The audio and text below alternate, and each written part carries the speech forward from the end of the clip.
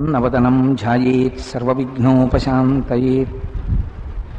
గురుర్బ్రహ్మా గురుర్విష్ణుః గురుర్దేవో మహేశ్వరః గురుః సాక్షాత్ పరబ్రహ్మ తస్మై శ్రీ గురవే నమః. వ్యాసాయ విష్ణురూపాయ వ్యాసరూపాయ విష్ణవే నమో వై బ్రహ్మనిధయే వాసిష్ఠాయ నమో నమః. కూజంతం రామ రామేతి మధురం మధురాక్షరం ఆరుహ్య కవితాశాఖాం వందే వాల్మీకికోకిలం. శ్రుతిస్మృతిపురాణానాం ఆలయం కరుణాలయం నమామి భగవత్పాదం శంకరం లోకశంకరం. వాగర్ధావివ సంపృక్తౌ వాగర్ధప్రతిపత్తయే జగతః పితరౌ వందే పార్వతీపరమేశ్వరౌ. సూక్తిం సమగ్రయతున స్వయమేవ లక్ష్మీః శ్రీరంగరాజమహిషీ మధురైః కటాక్షైః. వైదగ్ధ్యవర్ణగుణగుంభనగౌరవైర్యాం కండూలకర్ణకుహరాः కవయోధయంతి. హైమోత్వపుండ్రమజహన్మకుటం సునాసం మందస్మితం మకరకుండలచారుగండం. బింబాధరం బహుళదీర్ఘకృపాకటాక్షం శ్రీవేంకటేశముఖమాత్మని సన్నిధత్తాం. మనోజవం మరుతతుల్యవేగం జితేంద్రియం బుద్ధిమతాం వరిష్టం. వాతాత్మజం వనరయూధముఖ్యం శ్రీరామదూతం శిరసా నమామి. ఆపదామపహర్తారం దాతారం సర్వసంపదాం లోకాభిరామం శ్రీరామం భూయో భూయో నమామ్యహం. శ్రీరామచంద్రం శ్రితపారిజాతం సీతాముఖాంబోరుహచించరీకః. సమస్తకల్యాణగుణాభిరామः నిరంతరం మంగళమాతనోతు. సింధూరారుణవిగ్రహాం త్రినయనాం మాణిక్యమౌళిస్ఫురత్తారానాయకశేఖరాం స్మితముఖీం ఆపీనవక్షోరుహాం. పాణిభ్యాం అళిపూర్ణరత్నచషకం రక్తోత్పలం బిభ్రతీం సౌమ్యాం రత్నఘటస్థరక్తచరణాం ధ్యాయేత్ పరేదంబికాం. జయతు జయతు దేవో దేవకీనందనోయం జయతు జయతు కృష్ణో వృష్ణివంశప్రదీపః. జయతు జయతు మేఘశ్యామలకోమలాంగో జయతు జయతు పృథ్వీ భరనాశో ముకుందః. హరి ఓం. పరమేశ్వర స్వరూపమైన సభకి నమస్కారం. కాకినాడ పట్టణంలో నేను చాలా గౌరవించేటటువంటి వ్యక్తుల్లో రేపాక సుబ్బారావు గారు ఒకరు. అట్లాంటి రేపాక సుబ్బారావు గారు ప్రతి సంవత్సరం కోటేశ్వరరావు గారు ఏదో కొద్ది రోజులు సూర్యకళామందిరంలోనూ వెంకటేశ్వర ఫంక్షన్ హాల్లోనూ భగవత్ సంబంధంగా 4 మాటలు చెప్పవలసింది అని వారు ఆజ్ఞాపిస్తే అంతగా సరస్వతీ సేవ చేసేటటువంటి రేపాక సుబ్బారావు గారి మాట కాదనలేక తప్పకుండా ప్రతి సంవత్సరం 2 చోట్ల చెప్తానన్నాను. కానీ నిజంగా అలా చెప్పడానికి తగినంత సమర్థత కలిగిన వాడనా కానా అన్న విషయం పరమేశ్వరుడికి ఎరికే. కానీ వారు అడిగారు, నేనా పలికేవాణ్ణి? పోతన గారంతటి వారు నేను పలుకుతున్నానని చెప్పలేదు, నేను పలుకుతానని అభిజాత్యం ఎందుకు? పలికించవలసిన వాడు పలికించిన నాడు పలికి నేను ధన్యుణ్ణవుతాను అన్న పూనికతో వచ్చి మీ ముందు కూర్చున్నాను. శ్రీమద్భాగవతంలో 10వ స్కంధం గురించి 4 మాటలు చెప్పండి 1 వారం రోజుల పాటు అన్నారు. శ్రీమద్భాగవతం చాలా అత్యద్భుతమైనటువంటి విషయం. ఎందుచేత అంటే అష్టాదశ పురాణములకు కూడా కర్త వ్యాసుడే. 18 పురాణములు ఆయనే రచించారు. మద్వయం భద్వయం చైవ భర్త్రయం చతుష్టయం అనాపలింగ కూష్కాని పురాణాన్ని పృథక్ పృథక్ అని ఒక్కొక్క అక్షరాన్ని ఆధారంగా చేసుకుని ఆయా పురాణముల యొక్క పేర్లను తీసి చూస్తే రచింపబడినటువంటి 18 పురాణములకు కర్త వ్యాసుడే అయినప్పటికీ భాగవతాన్ని రచించే ముందు మాత్రం అంతటి వ్యాసుడు కూడా నైరాశ్యం చెందాడు. ఇన్ని పురాణములు రచించాను కానీ ఎందుకో నాకు తృప్తి లేదు అని సరస్వతీ నదీ తీరంలో నైరాశ్యంతో తిరుగుతుంటే ఆనాడు నారద మహర్షి కనపడి ఉపదేశం చేశారు. భగవత్ కథ, భగవంతుని యొక్క గుణ వర్ణనము, భాగవతుల యొక్క వైశిష్ట్యము, ఆంతరముగా జ్ఞానము ప్రతిపాదించినటువంటి ఒక సమగ్రమైన స్వరూపము కలిగిన గ్రంథమును రచించినటువంటి కారణం చేత నీ మనసులో వెలితి ఏర్పడింది. దీన్ని పూరించడానికి నువ్వు భాగవత రచన చెయ్యాలి అని వేదవ్యాస మహాపురుషుణ్ణి ప్రచోదనం చేస్తే అప్పుడు ఆయన భాగవతాన్ని రచించారు. పురాణములన్నింటినీ సాధారణంగా సూతుడు చెప్తాడు, కానీ భాగవతం దగ్గరికి వచ్చేటప్పటికి శుకుడు చెప్పాడు. శుకుడు చెప్పడానికి కారణం శుక అంటేనే జ్ఞానము కలిగిన వాడు అని అర్థం. ఎందుచేతంటే కుశ అన్నారనుకోండి, దర్భలు చేత పట్టినటువంటి కర్మిష్టి తిరగబడి శుక అయిందనుకోండి, ఏ కర్మలు చేయడము చేత అంతఃకరణ శుద్ధి కలిగి జ్ఞానము కలిగి సర్వత్ర భగవద్దర్శనము చేయగలిగినటువంటి స్థితికి ఎదిగిన మహాపురుషుడై ఉన్నాడో అటువంటి వాడైన శుకుడు భాగవత ప్రవచనం చేశాడు. అంటే భాగవత ప్రవచనం చెయ్యడానికి మాత్రం ఆ స్థాయి ఉంటే తప్ప మొట్టమొదటిసారి భాగవతం చెప్పడం కుదరదని ఈశ్వర నిర్ణయం. అందుచేతనే శుకమహర్షి మాత్రమే భాగవతాన్ని ప్రవచనం చేశారు. ఎంతటి నైరాశ్యం, ఎంతటి వైరాగ్యం కలిగిన వాడు అంటే ఆయన ఏ ఇంటి ముందు కూడా ఆవు పాలు పితికిన సమయం కన్నా ఎక్కువసేపు నిలబడరు. అంత తక్కువసేపు నిలబడడం ఎందుకు అంటే అంతకన్నా ఎక్కువసేపు ఎక్కడైనా నిలబడితే అక్కడ ఉండేటటువంటి మనుష్యులతో తనకి అనుబంధం ఏర్పడితే మనస్సు లోపల ఆ అనుబంధాలు సంసారముగా పెరుగుతాయి కనుక అనేక మందితో కూడినటువంటి అనుబంధములతో నిండిపోయిన మనస్సు యందు భగవంతుడు కూర్చోవడానికి కావలసినంత ఖాళీ లేక ఇరుకైపోతుందేమోనన్న భావన చేత సంగమును వీడవలననేటటువంటి దృక్పథంతో శుకమహర్షి ఎక్కడా ఎక్కువసేపు నిలబడకుండా వెళ్ళిపోతుండేవారు. అంతటి వైరాగ్య సంపత్తి కలిగినటువంటి శుకుడు పరీక్షిన్ మహారాజు యొక్క ఆవేదనని ఆర్తిని చూసి తప్పకుండా భాగవత ప్రవచనం చెయ్యాలని మహానుభావుడు 7 రోజుల పాటు కూర్చుని ప్రవచనం చేశారు. అందుకే భాగవతం సప్తాహం. అయితే 7 రోజులు అనడం వెనకాతలా పరీక్షిన్ మహారాజు గారు 7 రోజులలో మరణిస్తారనడం వెనకాతలా ఒక రహస్యం ఉంది. ఆ 7 రోజులతోనే ఎందుకుంటాయంటే భాగవతం సప్తాహం 7 రోజుల పాటు చెప్పారు, 7 రోజుల పాటు విన్నారు. పరీక్షిన్ మహారాజు గారికి మరణం 7 రోజులలో.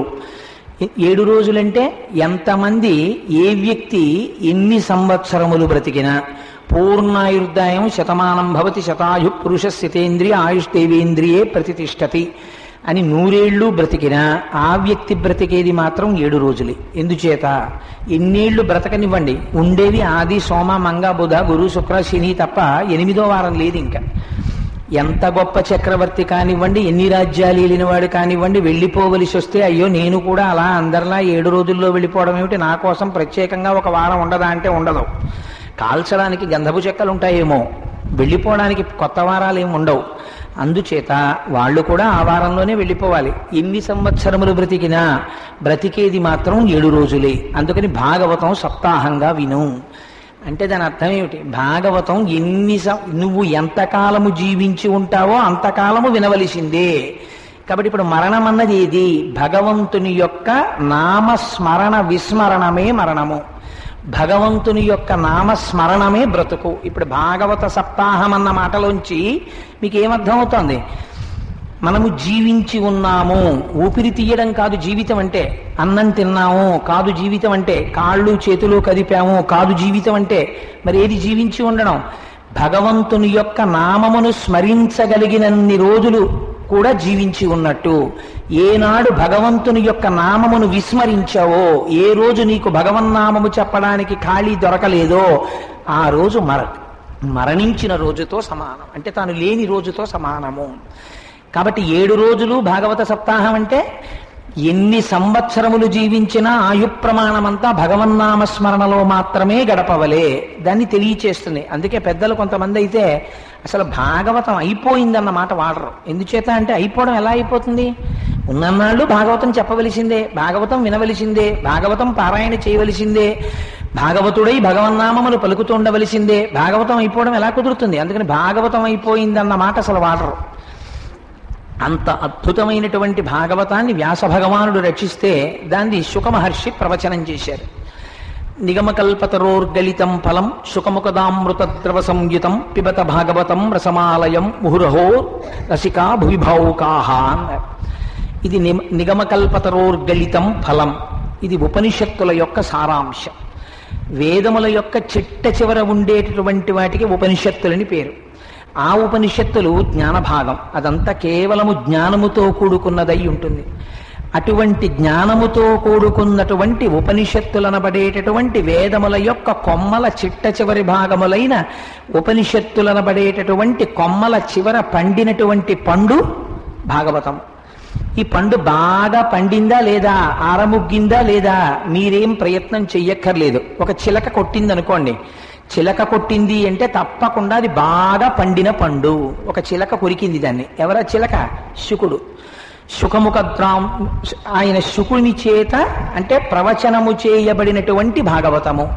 నిగమకల్పతరోర్గలితం ఫలం శుకముఖదామృత ద్రవ సంయుతం పిబత భాగవతం. ఇప్పుడు మనం ఏం చేయాలి? పిబ, తాగేసేయి దాన్ని పట్టుకుని. మళ్ళీ అలాంటి అవకాశం దొరుకుతుందని నమ్మకం ఏం లేదు. భాగవతము దొరికిన నాడు చెవులతో జుర్రుకో. అలా ఎలా కుదురుతుందండి? నోటితో జుర్రుకుంటారు కానీ చెవులతో జుర్రుకుంటారా? భగవత్ సంబంధము వచ్చేటప్పటికి ఒక ఇంద్రియము చెయ్యవలసిన పని వేరొక ఇంద్రియము చెయ్యవలే. ఒక్కొక్క నాడు అలా సంతోషించాలి, అలా జుర్రుకోవాలి. అందుకని చెవులతో జుర్రుకో. పదార్థం బాగా నచ్చింది అనుకోండి, జుర్రుకుంటాడు. జుర్రుకునేటప్పుడు చప్పుడు వస్తుంది. చుట్టూ ఉన్న వాళ్ళు ఏమంటారు, ఏమిటి అంత అనాగరికంగా అలా జుర్రేసుకుంటున్నాడు ఏమిటి అంటారు. జుర్రేసుకున్నాడంటే అంతగా పదార్థము యొక్క రుచి యందు మమేకము చెందాడు. భాగవతం వినేటప్పుడు కూడా నువ్వు అలా మమేకము చెందవలే. చింది పిబత భాగవతం రసమాలయం ఉహురహో రసికా భువి భావుకా. నువ్వు భావుకుడవై ఉండాలి. కేవలము భాగవతము విని అది అలా జరుగుతుందా అండి, ఇది ఇలా జరుగుతుందా అండి అని దాన్ని విమర్శ చెయ్యడం కోసమనేటటువంటి సంకుచితమైన దృక్పథంతో కూర్చున్నవాడు కూర్చోవడం వల్ల, వినడం వల్ల భాగవత శ్రవణము ప్రయోజనమును ఇయ్యదు. ఇది పరమయథార్థము. వేదవ్యాసుడంతటి వాడు రచించినటువంటి మహోత్కృష్టమైన గ్రంథము. ఇందులో రసోవై సహా సాక్షాత్ ఆనంద స్వరూపుడైనటువంటి కృష్ అంటే నిరతిశయ ఆనంద స్వరూపుడైన కృష్ణ పరమాత్మ యొక్క కథ వర్ణింపబడినది అన్న పూనికతో కూర్చుని విన్ననాడు అది మన జన్మనంతటినీ కూడా చరితార్థము చేసి ఈ భవసాగరము నుంచి గట్టెక్కించగలిగినటువంటి గొప్ప నౌక. ఏమిటి మనకి ప్రమాణం? పరీక్షిత్ మహారాజే ప్రమాణం. 7 రోజులు భాగవతం విని పరీక్షిత్ మహారాజు జీవితాన్ని గట్టెక్కేశాడు. అంత గొప్ప శక్తి కలిగినటువంటి పురాణము శ్రీమద్భాగవతము. అటువంటి శ్రీమద్భాగవతాన్ని వేదవ్యాసుడు సంస్కృత భాషలో రచిస్తే దాన్ని తెలుగు భాషలోకి అనువదించినటువంటి మహాకవి పోతనామాచ్యుడు. ఆయనకి సహజ కవి అని ఒక బిరుదు. సహజ కవి అంటే తనంత తానుగా పాండిత్యం వచ్చి ఆసువుగా చెప్పిన వాడని కాదు. సహజ కవి అంటే ఇతపూర్వ జన్మలలో తాను చేసినటువంటి అపారమైన పఠనము చేత, ఈశ్వరానుగ్రహము చేత, ఈశ్వరుడికి చేసినటువంటి పూజల ఫలితముగా ఈ జన్మలో భగవంతుని యొక్క భక్తి యందు అంత నిష్ఠ ఏర్పడి ఆ భాగవత గ్రంథం చెప్పుకోవడానికి కావలసినటువంటి పాండితీ ప్రకర్ష తనంత తానుగా భాషించినటువంటి మహాపురుషుడు ఎవడున్నారో ఆయన పోతన. పోతన గారి లాంటి వ్యక్తి ఎక్కడ ఉండరు. నాకైతే అనిపిస్తుంది, ఒక మాట నన్ను క్షమించండి, నేను ఒక మేళ హద్దు మీరి ఈ మాట అంటే పెద్దలు నన్ను మన్నించెదరుగాక.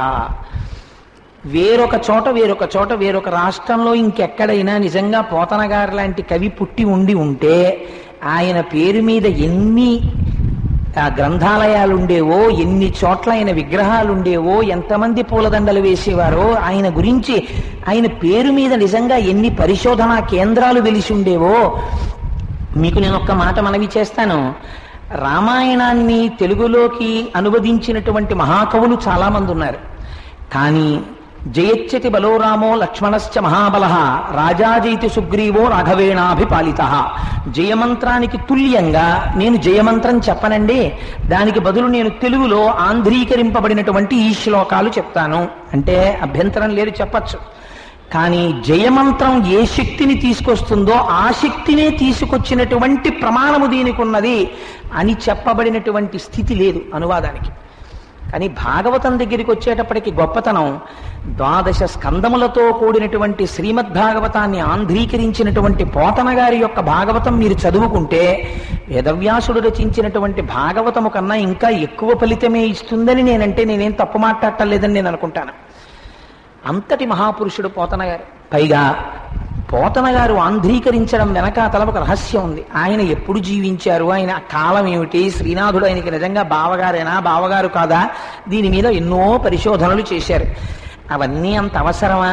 పోతన గారు చెప్పింది అర్థం చేసుకోవడం ముందు మిగిలినవన్నీ అంత పెద్ద అవసరమని నేను అనుకోను. పోతన గారు ఆంధ్రీకరించడంలో ఒక విచిత్రమైనటువంటి విషయం ఉంది. పోతన గారు భాగవతాన్ని ఆంధ్రీకరించినప్పుడు ఆయనకి ఏ కోరిక మనస్సులో లేదు. ఆంధ్రీకరించడం దేని కొరకు చేశారు అంటే ఆయన దాని మీద ఏ సన్మానాన్ని కాని, సత్కారాన్ని కాని, బిరుదులు కాని, డబ్బు కాని, వాహనములు కాని, పురములు కాని ఆయన ఏమీ కోరుకోలేదు. ఆయన కోరుకున్నది శ్రీకైవల్య పదంబు చేరుటకునై చింతించదన్ లోకరక్షైకారంభకు భక్తపాలన కళా సంరంభకున్ దానవోద్రేక స్తంభకు కేళిలోల విలస దృగ్జాల సంభూత నానా కంజాత భవాండ కుంభకు మహానందాంగనాఢింబకున్నని చెప్పుకున్నారు. కేళిలోల విలస దృగ్జాల సంభూత నానా కంజాత భవాండ కుంభకు అన్నది ఛాందోగ్యోపనిషత్తులో ఉండేటటువంటి మంత్రముల యొక్క సారాంశం. ఎవరు కేవలము తన దృష్టి చేత, తన సంకల్పము చేత ఈ బ్రహ్మాండములన్నింటినీ కూడా సృష్టి చేయగలిగినటువంటి సమర్థుడున్నాడో అటువంటి పరబ్రహ్మము గురించి నేను ప్రతిపాదిస్తున్నాను అని చెప్పారు పోతన గారు. ఆయన దాని మీద కోరుకున్న కోరికేం లేదు. అటువంటి పోతన గారు ఆంధ్రీకరిస్తున్న సమయంలో ఒక ఆశ్చర్యకరమైన సంఘటన జరిగింది. వారి జీవితం గురించి కొన్ని ప్రమాణ గ్రంథాల్లో చెప్పినటువంటి విషయాన్ని నేను మీ ముందు ఉంచుతున్నాను. ఒకానొక సమయంలో పోతన గారు పొలం దున్నుకుంటుండగా శ్రీనాథ మహాకవి వచ్చారు అంటారు. అయితే పోతన గారికి నిజంగా శ్రీనాథుడు బావగారా అండి? దాన్ని మళ్ళీ ఖండిస్తూ కొన్ని గ్రంథాలు ఉన్నాయి కదా. ఒక మంచి విషయం ప్రతిపాదించడం కోసం నేను ప్రతిపాదిస్తున్నాను దీన్ని. శ్రీనాథ మహాకవి అలా వస్తున్నారు, పోతన గారు పొలం దున్నుకుంటున్నారు. పొలం దున్నుకుని జీవించేటటువంటి పోతన గారి పట్ల కించెత్తు చులకన భావాన్ని పొందినటువంటి శ్రీనాథ మహాకవి తన యొక్క యోగశక్తి చేత తనకున్నటువంటి ఐశ్వర్యప్రదమైన జీవితాన్ని ఒకసారి పోతన గారి ముందు ఆవిష్కరించాలని పల్లకీలో వస్తూ వస్తూ పల్లకీని ముందు మోస్తున్నటువంటి శిష్యుల్ని పిలిచి మీరు తప్పుకోండి అన్నారు. ముందు శిష్యులు తప్పుకున్నారు, పల్లకీ వెళ్ళిపోతోంది. పోతన గారు తన కొడుకుతో పొలం దున్నిస్తున్నారు. ఆయన కొడుకుని పిలిచి కాడికి ఉన్న ఒక పక్క ఎద్దులు తీసేయి అన్నారు. ఒక ఎద్దు తీసేశారు, నాగలి దున్నేస్తోంది. శ్రీనాథుడు చూశాడు. వెనకనున్న బోయిల్ని తొలగండి అన్నారు. పల్లకి వస్తోంది. శ్రీనాథుడు అన్నారు, యువతల పక్కనున్న ఎద్దు తీసేయి అన్నారు. నాగలి దున్నేస్తోంది. ఇప్పుడు శ్రీనాథుడు అక్కడికి వచ్చి పోతన గారి వంక చూసి, బావా, ఇంత సామర్థ్యం కలిగిన వాడివి, ఇంత అద్భుతమైన రచనలు చేయగలిగిన వాడివి, ఎందుకింత కష్టపడతావు? ఈ పొలాలు దున్నడం ఏమిటి, ఈ హలాలు పట్టడం ఏమిటి, ఎందుకు వచ్చిన కష్టం నీకు? హాయిగా ఒక్కసారి మా కర్ణాటక ప్రభువులకి నువ్వు రచిస్తున్నటువంటి భాగవతాన్ని అంకితమి, ఎంత ఐశ్వర్యప్రదమైన జీవితాన్ని గడుపుతావో అంటారు. నిజంగా పోతన గారి యొక్క భక్తికి పరాకాష్ట. ఆయన అంటారు, బాలరసాల సాలనవ పల్లవ కోమల కావ్యకన్యకన్ కుళులకిచ్చి అప్పడుపు కూడు భుజించుట కంటే హాలికుల్ ఆ తాను రచించినటువంటి కావ్యాన్ని పట్టుకెళ్ళి ఎవరికో ఇచ్చే కన్నా మరి ఎంతకును వగలేకయున్న గౌద్ధాలికులైననేమి నిజదారసుతోదర పోషణార్థమై. ఎంత గొప్ప మాట అండి, నిజంగా గుండెల్లోంచి వచ్చిన మాట. బాల రసాల సాల నవ పల్లవ కోమల కావ్యకన్యకన్ తన కుమార్తెగా చెప్పుకున్నారు. నా కుమార్తెయా ఈ భాగవతం, ఇటువంటి భాగవతాన్ని పట్టుకెళ్ళి ఐశ్వర్యం ఉన్నవాడు కదా అని ఒక ప్రభువుకి అమ్ముకుని వాళ్ళు ఇచ్చినటువంటి పడుపు కూడు తెచ్చుకు తినవలసిన అవసరం నాకు లేదయా. అటువంటి కవులు పొలం దున్నుకుంటే వచ్చిన నష్టం ఏమిటి, ఆ దరిద్రమే అనుభవిస్తే మాత్రం వచ్చిన నష్టం ఏమిటి? గౌద్ధాలికులైననేమి నిజదార సుతోదర పోషణార్థమై భార్యని బిడ్డల్ని పోషించుకోవడానికి మాత్రం పొలం దున్నుకు బతికితే చాలదా అని అడిగారు. శ్రీనాథుడి ఇంటికి వెళ్ళిపోయాడు. శ్రీనాథుడికి ఆతిథ్యం ఇవ్వడానికి పోతన గారింట్లో ఆ రోజున తగినంత మర్యాద చెయ్యడానికి సంభారములు లేవు. ఒక చెట్టు కింద కూర్చుని ఉండిపోతే మహానుభావుడు ఎక్కడి నుంచి వచ్చారో ఆయన నమ్ముకున్న రామచంద్రమూర్తి ఒక పేద బ్రాహ్మణ రూపంలో వచ్చి పోతన గారు భాగవతం రచిస్తున్నారని తెలిసింది, పోతన గారికి ఈ పళ్ళు బియ్యం ఇవి ఇచ్చి పెడదామని వచ్చాను, నాన్నగారు ఇంట్లో లేరా అని అక్కడ పెట్టి వెళ్ళిపోయారు. కొడుకు వచ్చి, నాన్నగారు మామయ్యకి చెయ్యవలసినటువంటి సన్మానానికి కావలసిన సంభారములన్నీ ఎవరో పట్టుకొచ్చి ఇచ్చారు, మీరు ఇలా కూర్చుండిపోయారే అని రెండంటారు. అంటే ఇంటికి వెళ్ళిన తర్వాత బావగారు అనుష్ఠానం తీర్చుకోండి, మనం కలిసి భోజనం చేద్దామంటారు పోతన గారు. ఆ రోజుల్లోనే ఒక ఆశ్చర్యకరమైన సంఘటన జరిగిందంటారు పెద్దలు. ఆ రోజు రాత్రి చాలాసేపు శ్రీనాథుడు నచ్చ చెప్పాడు అంటారు పోతన గారికి ఆ భాగవతాన్ని అంకితం ఇవ్వమని. వాదించడానికి ఇష్టం లేనటువంటి పోతన గారు అంగీకరించినట్లుగా శ్రీనాథుడికి అనిపించింది. ఎందుచేత అంటే వాదించలేదు కనుక. అందుకని ఈయన సంతోషంగా మర్నాడు పొద్దున్న కర్ణాటక ప్రభువుల దగ్గరికి వెళ్ళిపోయారు, భాగవతాన్ని మీకు అంకితం ఇస్తున్నారని చెప్పడానికి. పోతన గారికి ఆ రోజు రాత్రి ఇంట్లో ఎవరో ఏడుస్తున్నట్లు వినపడింది. ఎవరు ఏడుస్తున్నారు అని పోతన గారు లేచి చూశారు. లేచి చూసేటప్పటికీ సరస్వతీదేవి కన్నుల వెంట కాటుక కరిగిపోయిందిట తల్లికి. నిజంగా ఏమి దర్శనం చేశాడో మహానుభావుడు. కాటుక పెట్టుకున్న కాటుక కరిగిపోయి నల్లటి చారికలు కట్టి వక్షస్థలం తడిసిపోయేట్టుగా ఏడుస్తూ కనపడింది వీణ పట్టుకుని. అప్పుడు ప్రతిజ్ఞ చేశారు, కాటుక కంటి నీరు చనుకట్టుపయింబడ ఎలయేక్షదో కైటభరాజు మర్దనుని గాదిలి కోడలా ఓ మదంబ ఓ హటక గర్భురాణి నిన్నాకటికునిపోయి అలా కర్ణాట కిరాత కీచకులకు అమ్మను త్రిశుద్ధిగా నమ్ము భారతి. అమ్మ నిన్ను పట్టుకెళ్ళి అమ్మను, నన్ను నమ్ము. కాటుక కంటి నీరు చనుకట్టుపయింపడ ఎలయేక్షదో. ఎందుకమ్మా అంత ఏడుస్తున్నావు? భాగవతాన్ని అంకితం ఇస్తాననుకుంటున్నావా? ఇవ్వను. ఇది నా స్వామి రామచంద్ర ప్రభువుకు మాత్రమే అంకితం ఇస్తాను. నేనా అమ్మా పలికినవాణ్ణి? పలికెడిది భాగవతమట, పలికించు విభుండు రామభద్రుండట, నే పలికిన భవహరమగునట, పలికెద వేరొండు గాథ పలుకగనేల అని పోతనగారు చెప్పుకుని, మహానుభావుడు ఆ రోజు ఒక మాట చెప్తారు బయటికి వచ్చి కొడుకులతోటి. ఈ మనుజేశ్వరాధములకిచ్చి పురంబులు వాహనంబులు సొమ్ములు కొన్ని పుచ్చుకొని సొక్కి శరీరము బాసి కాలుచే సమ్మెటపోటులంబడక శ్రీహరికి ఇచ్చి చెప్పే బమ్మెర పోతరాజొకడు భాగవతంబు జగద్ధితంబుగన్ అని చెప్పుకున్నాడు. ఏమయ్యా, ఎందుకు నాకు ఆ కానుకలు?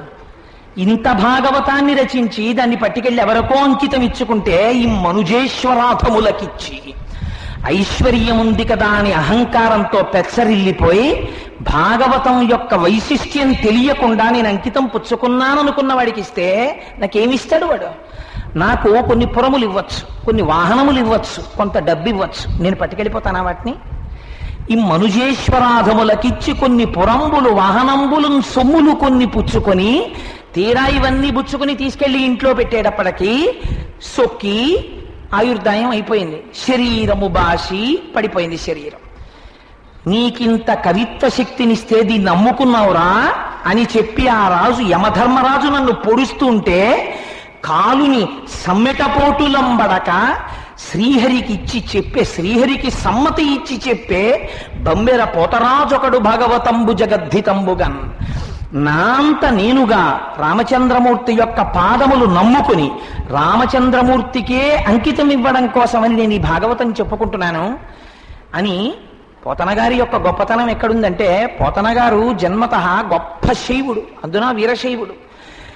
అంతగా అమ్మవారిని ఆరాధించి అంతగా పరమశివుణ్ణి ఆరాధించినటువంటి పోతనగారికి శివుడికి కేశవుడికి అభేదం. ఇద్దరు ఒక్కటే, ఒకే పరబ్రహ్మస్వరూపము ఇన్ని రకాలుగా భాషిస్తోంది. చేతులారంగ శివుని పూజింపడేని, నోరు నొవ్వంగ హరికీర్తి నుడువడేని, దయయు సత్యంబు లోనుగా తలపడేని, కలుగనేటికి తల్లుల కడుపు చేటు అని చెప్పుకున్నారు. ఎంత భక్తి పరిడవిల్లిపోయిన మహానుభావుడో, ఎంత శివకేశవ అభేదాన్ని పాటించినవాడో. అందుచేత అటువంటి వాణ్ణి, అందుకని నేను ఈ భాగవతం చెప్పుకుంటున్నాను అని చెప్పారు. చెబుతూ భాగవతం చెప్పడానికి కావలసినటువంటి శక్తి అమ్మ నాకెవరివ్వాలో తెలుసా? అమ్మలగన్నయమ్మ ముగురమ్మల మూలపుటమ్మ చాలా పెద్దమ్మ స్వారులమ్మ కడుపారడి బుచ్చినయమ్మ తన్నులో నమ్మిన వెల్పుటమ్మల మనంబున ఉండెడియమ్మ దుర్గమాయమ్మ. కృపాప్తినిచ్చుట మహత్వ కవిత్వ పటుత్వ సంపదలు. మొన్న మేము విజయవాడ వెళ్ళాం. విజయవాడ వెళితే కనకదుర్గమ్మ దర్శనానికి వెళుతుంటే, అయా మహానుభావ పోతనామాచ్య, గుండెలు అవిసిపోయేటట్టు భక్తితో దుర్గమాయమ్మ అని ఆ రోజు చెప్పుకుని వెళ్ళిపోయావు. అమ్మ నిన్ను మర్చిపోలేదు. ఇప్పటికీ దుర్గాలయం లోపలికి వెడుతుంటే రాజద్వారం మీద ఉండే పద్యం అది.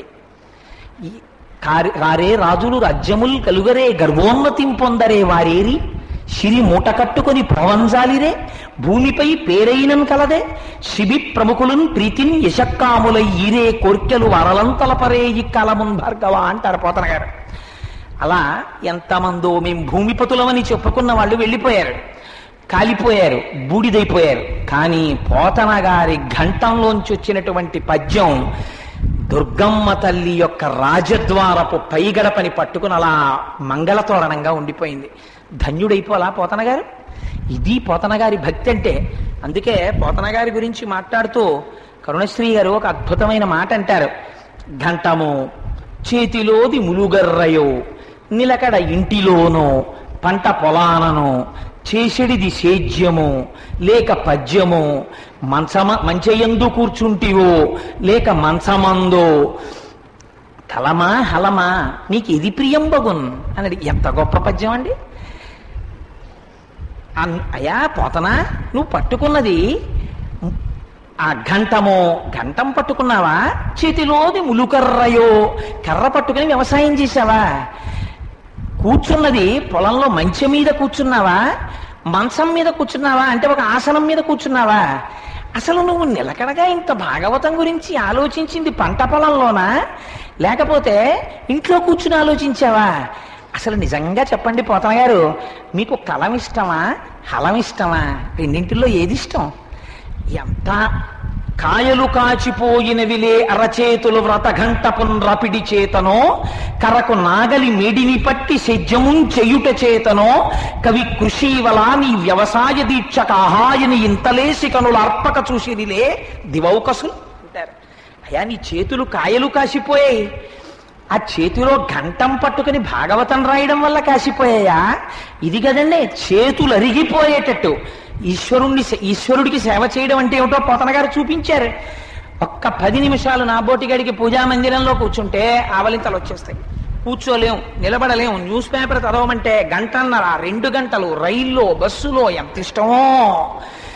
కాసేపు భాగవతంలో 4 పద్యాలు చదువుకుంటూ ఉత్తరీయం తీసి కళ్ళు తుడుచుకుంటూ, ఏమి పోతన గారు ఏమి పద్యాలండి అయా, మీరు నిజంగా గంటంతో రాశారా లేకపోతే తేనెతో రాశారా ఈ పద్యాలు? ఎలా రాశారండి మీరు అనిపిస్తుంది. నిజంగా అంత అద్భుతమైన పద్యాలు రాశాడు మహానుభావుడు అని అడుగుతారు కరుణశ్రీ గారు ఆయన్ని. ఆ చేతికి కాసిపోయినటువంటి కాయలు ఆ నాగలి పట్టి వ్యవసాయం చేయడం చేత కాశాయా, ఆ గంటం పట్టుకుని శ్రీకృష్ణ చరిత్ర భాగవతం రాయడం వల్ల కాసిపోయాయా? అసలు ఈ కాయలు ఎందుకు కాసిపోయా? కానీ కరుణశ్రీ గారు అన్నారు, వాళ్ళు కనురెప్పలు వేయకపోవడం కాదు, నిన్ను పరీక్షగా చూడడంలో వాళ్ళు కనురెప్పలు వేయడం మరిచిపోయారన్నారు. అందుకని కాయలు కాచిపోయినవిలే అరచేతులు వ్రతఘంటపున్ రపిడి చేతనో, కర్రకు నాగలి మెడిని పట్టి సెజ్జమున్ చెయుట చేతనో, కవి కృషివల నీ వ్యవసాయ దీక్షక ఆహాయని ఇంతలేసి కనుల అర్పక చూసిరిలే దివౌకసుల్. మనం బాధపడవలసిన విషయం ఎక్కడంటే, తెలుగు సాహిత్యంలో ఇంతగా పరవశించి పాడుకున్న పోతన గారు కూర్చున్న ఒక భంగిమతో కూడినటువంటి 4 విగ్రహాలు ఆంధ్రదేశంలో 4 చెరగలా మనకి కనపడవు. ఎక్కడో ట్యాంక్ బండ్ మీద ఎక్కడో ఉంటుందేమో. ఓ పిల్లాన్ని తీసుకెళ్ళి, చదువుకునే పిల్లల్ని తీసుకెళ్ళి, ఈయనరా బమ్మెర పోతనంటే, ఈయనరా మహానుభావుడు ఆంధ్రీకరించిన వాడు, ఈయనరా ఎవని చేజనించు జగమెవ్వని లోపల నుండు లీనమయ్యని చెప్పుకున్నవాడు, ఏమి పోతనామాచ్యుడురా, ఏమి జీవితం రాయింది అని మీరు చెప్పడానికి పోతన గారి విగ్రహాలే లేవు. పనికిమాలిన విగ్రహాలు ఎన్నో, అక్కర్లేని విషయాలు ఎన్నో. పోతన గారి క్యాలెండర్ ప్రింట్ చేసిన ఫర్మ్ ఒకటి నాకు చూపించండి. ఇంత తెలుగుదేశం ఇంత ఆంధ్రదేశం అని చెప్పుకుంటామే, పోతన గారి క్యాలెండర్ వేసి 4 స్కూల్స్కి పంచిపెట్టిన వాళ్ళని, పోతన గారి ఫోటో ఒకటి ఇంట్లో ఉన్న ఇంటిని ఎక్కడ దొరుకుతున్నాయండి? నిజంగా మనం తెలుగు వాళ్ళమై పుట్టి బమ్మెర పోతన గారికి మనం చేస్తున్నటువంటి స్థానం, మనం ఇస్తున్న స్థానానికి మనం సిగ్గుపడి తలంచుకోవాలి. నేను ఈ మాట ఒకవేళ కఠినంగా అనుంటే పోతన గారి యందు నాకున్న భక్తితో అన్నాను తప్ప నేను ఎవ్వరినీ కించపరచడానికి ఈ మాట అంటలేదు. అంతటి మహాప్రాజ్ఞుడు, అంతటి మహానుభావుడు ఆయన. అమ్మలగన్నయమ్మ ముగురమ్మల మూలపుటమ్మ అని ఆ దుర్గమ్మ తల్లిని స్తోత్రం చేస్తే మళ్ళీ ఒక్కొక్క శ్లోకం వెనకాతల, ఒక్కొక్క పద్యం వెనకాతల ఎన్నెన్ని అంతరార్థాలు నిక్షేపించారు. సరే, ఇప్పుడు అవన్నీ పట్టుకుంటే దశమస్కంధం మాట దేవుడి పోతన గారితో అయిపోతుందని నేను ఇంకా దాని గురించి చెప్పట్లేదు. కానండి, ఎలాగో భాగవతం పూర్తిగా చెప్పించాలని మా గోపాలకృష్ణ స్వామి సంకల్పం చేస్తున్నారు కదా, అప్పుడు ఏమైనా 45 రోజులు చెప్పినప్పుడు పోతన గారి గురించి ఎక్కువ చెప్పే ప్రయత్నం చేస్తాను. వలిన భక్తి మెచ్చదన వారిత తాండవకేళికి, దయాశాలికి, శూలికి, శిఖరిజాముఖ పద్మమయూకమాలికి, కపాలికి, బాల శశాంక మౌళికి, నారదాది మునిముఖ్య మనస్సరసీరుహాళికిన్ అంటారు. చివరంతా లికారాలు లింగస్వరూపంతో. అమ్మవారిని పూజించి పరమశివుణ్ణి ప్రార్థన చేసి ఈశ్వరుణ్ణి ప్రార్థన చెయ్యకపోతే జ్ఞానం ఎక్కడి నుంచి వస్తుంది? ఆయన జ్ఞానగంగాధరుడు. చంద్రోద్భాసిత శేఖరే స్మరహరే గంగాధరే శంకరే సర్పైర్భూషిత కంఠకర్ణ వివరే నేత్రోద్ధ వైశ్వానరే దంతిత్వకృత సుందరాంబరధరే త్రైలోక్య సారేహరే మోక్షార్థం కురుచిత్త వృత్తి మమలాం అంతైస్తు కింకర్మభిహి అంటారు శంకర భగవత్పాదులు. శ్రీశర్వాణి నిజాంకమందునగుచున్ జన్నోంద లంబోదరుండీశా దక్షిణ శక్తి దేహమునదానింపారియుండంగా రాత్రీషుండుత్తమ దేహమందు వెలుగుల్ రంజిల్లగా నొప్పునో కాశీనాథయ సంగవేడదను నా కామ్యార్థముల్ వేట్కతో అంటారు.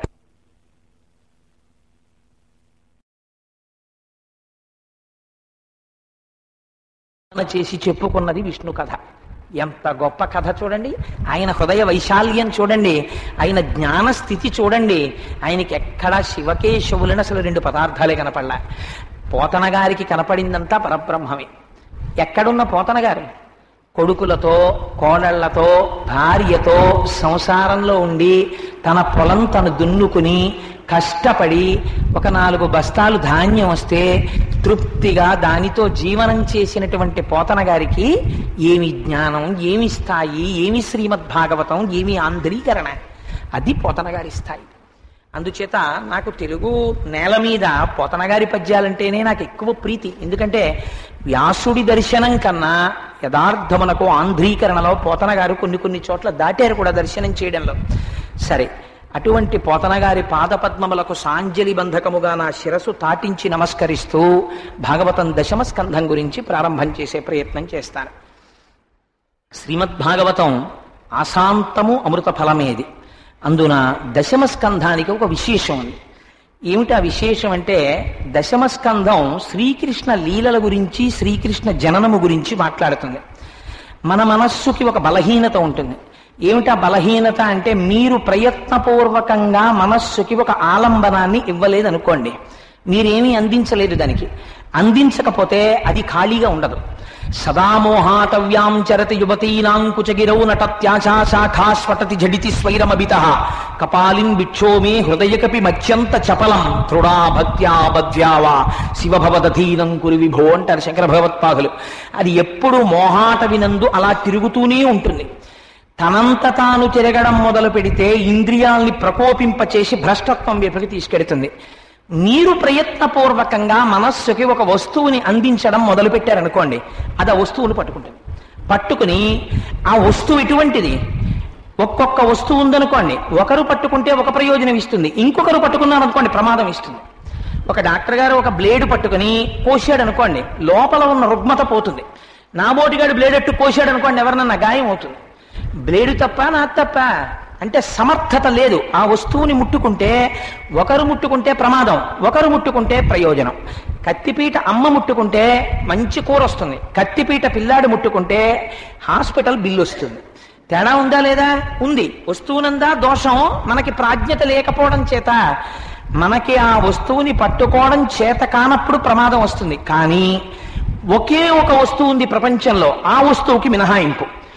ఆ వస్తువుని మీరు ఏ భావనతో పట్టుకోండి, అది అదే ఫలితాన్ని ఇస్తుంది. కామోత్కంఠత గోపికల్ భయమునన్ కంసుండు వైరక్రియా సామాగ్రించి శుపాల ముఖ్య నృపతులు సంబంధులై వృష్ణులున్ ప్రేమన్ మీరలు భక్తి మేము ఇది చక్రింగంటి మెట్లైననుద్ధామధ్యాన గరిష్ఠులైన హరిచందన్ వచ్చు ధాత్రీశ్వర అంటాడు నారదుడు ధర్మరాజు గారితో. కామోత్కంఠత గోపికలు శ్రీకృష్ణ భగవానుడి పాదములు పట్టుకున్నప్పుడు కామము చేత పట్టుకున్నారు. కామోత్కంఠత గోపికల్ భయమునన్ కంసుండు. అదే కృష్ణుడి గురించి కంసుడు ఆలోచించాడు, భయంతో ఆలోచించాడు. భయమునన్ కంసుండు వైరక్రియా సామగ్రించి శుపాల ముఖ్య నృపతుల్. శత్రుత్వంతో శిశుపాలుడు తలుచుకున్నాడు. సంబంధులై వృష్ణులున్, వృష్ణి వంశంలో జన్మించిన వాళ్ళు కృష్ణుడు మా బంధువు అని తలుచుకున్నారు. సంబంధులై వృష్ణులున్ ప్రేమన్ మీరలు, పాండవులారా మీరు ప్రేమతో ఆయన్ని తలుచుకున్నారు. భక్తి మేము, నారదుడు చెప్తున్నాడు, మేము భక్తితో ఆ శ్రీకృష్ణ భగవానుణ్ణి కొలిచాం. భక్తి మేము ఇది చక్రింగంటిమి. ఎవరు ఎలా పట్టుకున్నా అందరికీ దొరికాడు కృష్ణుడు. ఎట్లయిన నుద్ధామధ్యాన గరిష్ఠులైన హరిచందం వచ్చు ధాత్రీశ్వర. ఏ భావనతో నువ్వు పట్టుకో ఆ వస్తువు మాత్రం ఆ ప్రయోజనాన్ని ఇస్తుంది, వేరొక ప్రయోజనాన్ని ఇవ్వదు. అలాంటి వస్తువు మీకు ప్రపంచంలో ఇంకొకటి లేదు. అటువంటి పరమాత్మని తీసుకొచ్చి మీ మనస్సుకి ఆలంబనంగా అందించాలి. మీ మనస్సు కృష్ణుడి యొక్క పాదములను పట్టుకోవడం నేర్చుకుందనుకోండి, ఆయనకి ఇంకొక పేరు లేదు, ఆయన పేరే కృష్ణుడు. అది నిరతిశయ ఆనంద స్వరూపం. దాన్ని ముట్టుకున్నారనుకోండి మీకేమవుతుంది? మీకు నిరతిశయ ఆనంద స్వరూపమే. కృష్ణుడు గురించి ఆలోచించి ఆలోచించి కృష్ణుణ్ణి తలుచుకున్న కొద్దీ మరింత మనస్సు చల్లబడిపోతుంది, మరింత ఆనందం కలుగుతుంది. అవతలవాడి అజ్ఞానాన్ని క్షమించగలిగినటువంటి శక్తి వస్తుంది. అవతలవాడి యొక్క హాస్యం గురించి పట్టించుకోనటువంటి స్థితి వస్తుంది. మీలో మీరు పరవశించిపోయేటటువంటి స్థితి మీకు ఏర్పడుతుంది. ఎక్కడుంది ఆనందం? ఇక్కడే ఉంది. అటువంటి కృష్ణుణ్ణి తీసుకొచ్చి మీ మనస్సుకి ఇప్పుడు ఆలంబనంగా అందించాలి. అలా అందించడంలో సర్వోత్కృష్టమైనటువంటి స్థితి భాగవతం దశమ స్కంధంలో నిక్షేపింపబడింది. ఎందుచేత దశమ స్కంధం అంతా శ్రీకృష్ణ భగవానుని యొక్క లీలలున్నాయి. లీల అంటే పాంచభౌతికమైనటువంటి శరీరంతో ఈ ప్రపంచములోకి ప్రవేశించి ఇతపూర్వము చేసినటువంటి కర్మల యొక్క ఫలితమును అనుభవించి దీనిని క్షేత్రముగా పొంది సుఖదుఖములనేటటువంటి రెండు ఫలములను ఇక్కడే పండించుకోవడానికి వచ్చినటువంటి ప్రాకృతమైన లౌకికమైన మాంసముతో సప్తధాతువులతో కూడిన శరీరము కలిగినటువంటి వారం మనం. ఈశ్వరుడు కూడా అలాగే ఉన్నట్లు కనపడి లోకమునకు వచ్చిన వారు వచ్చిన ప్రయోజనము వేరు. యదా యదా హి ధర్మస్య గ్లానిర్భవతి భారత పరిత్రాణాయ సాధూనాం వినాశాయ చతుష్కృతాం ధర్మ సంస్థాపనార్థాయ సంభవామి యుగే యుగే. ఆయన రావడం వెనకాతల ఉండేటటువంటి కారణం ఈ మాంస చక్షువుతో భగవంతుణ్ణి ఒక రూపంలో చూడకపోతే మేము ఉండలేమని పరితపించినటువంటి భక్తులకి తన స్వరూపాన్ని దర్శనమిప్పించడం కోసమని చెప్పి రావడం భగవంతుని యొక్క సౌలభ్యమునకు పరాకాష్ఠ. కాదు ధర్మమునకు హాని కలిగించేటటువంటి రాక్షస ప్రవృత్తి కలిగినటువంటి వారిని సంహరించడం రెండవ కోణం. అందుచేత ఈశ్వరుడు వచ్చినది కర్మ అనుభవించడానికి కాదు. జన్మకర్మచమే దివ్యం అంటాడు భగవద్గీతలో. నా జన్మ నా కర్మ రెండూ దివ్యములే, మీలా నేను కర్మ అనుభవించడానికి వచ్చిన వాడను కానంటాడు. అటువంటి వస్తువుని తీసుకెళ్లి మీరు మనస్సుకి ఆలంబనంగా ఇస్తే ఆ వస్తువుని నిరంతరము స్మరించడమే భక్తి.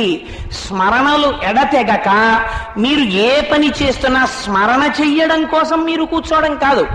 అలా కూర్చోవడం భక్తి పరిఢవిల్లినట్టు కాదు. మీరు ఏది చేస్తున్నా 2 గంటలు పూజామందిరంలో కూర్చుంటే తప్ప నేను ఈశ్వరుణ్ణి ధ్యానం చేయలేనండి అని మీరు అన్నారనుకోండి, నేను అది తప్పని నేను అనను. ఎందుచేత అంటే ఆ స్థితి నుంచి ఎదగాలి ఎవరైనా. కానీ క్రమక్రమంగా ఏమండి మీరు ఇవాళ ఈశ్వరుణ్ణి ధ్యానం చేయలేదా అని అడిగితే నవ్వొచ్చింది అనుకోండి. అసలు నాకు ఈశ్వరుడు జ్ఞాపకం రాంది ఎప్పుడు? అసలు ఆయనని విస్మరించడానికి నాకు అవకాశం ఎక్కడుంది? నా ప్రతి ఊపిరిలో ఆయనే ఉన్నాడు. అసలు నేను ఆయన్ని విస్మరించడానికి అవకాశం ఉంటుందా అండి అని అడిగారు అనుకోండి ఎవరైనాను. అలా అడిగితే అది ఆశ్చర్యకరమైనటువంటి విషయం. ఏదో భక్త జయదేవుడి కథలో చెప్తారే, ఆయన భార్య దగ్గరికి వెళ్ళి భర్త గారు మరణిస్తే కూడా అంటే భర్త గారు మరణించారని చెప్పిన తరువాత కూడా బ్రతుకుతారా ఆడవాళ్ళని అడిగింది ఆవిడ. అంటే ఆవిడ అంత మహాపతివ్రత. అదేమిటి భర్త మరణించాడని చెప్తే ఏడవడం ఏమిటి? భర్త మరణించాడని తెలియగానే ప్రాణాలు పోతాయి కదా, ఇంకెలా బతికుంటారని అడిగింది ఆవిడ పద్మావతీదేవి. అంటే అంత ఉపాసన చేసింది ఆవిడ భర్తని. అందుకని ఆవిడ ఆ మాట అంటే మిగిలిన వాళ్ళకి కోపం వచ్చింది. అంటే ఈవిడికి అంత ప్రేమను మాకంత ప్రేమ లేదా అని.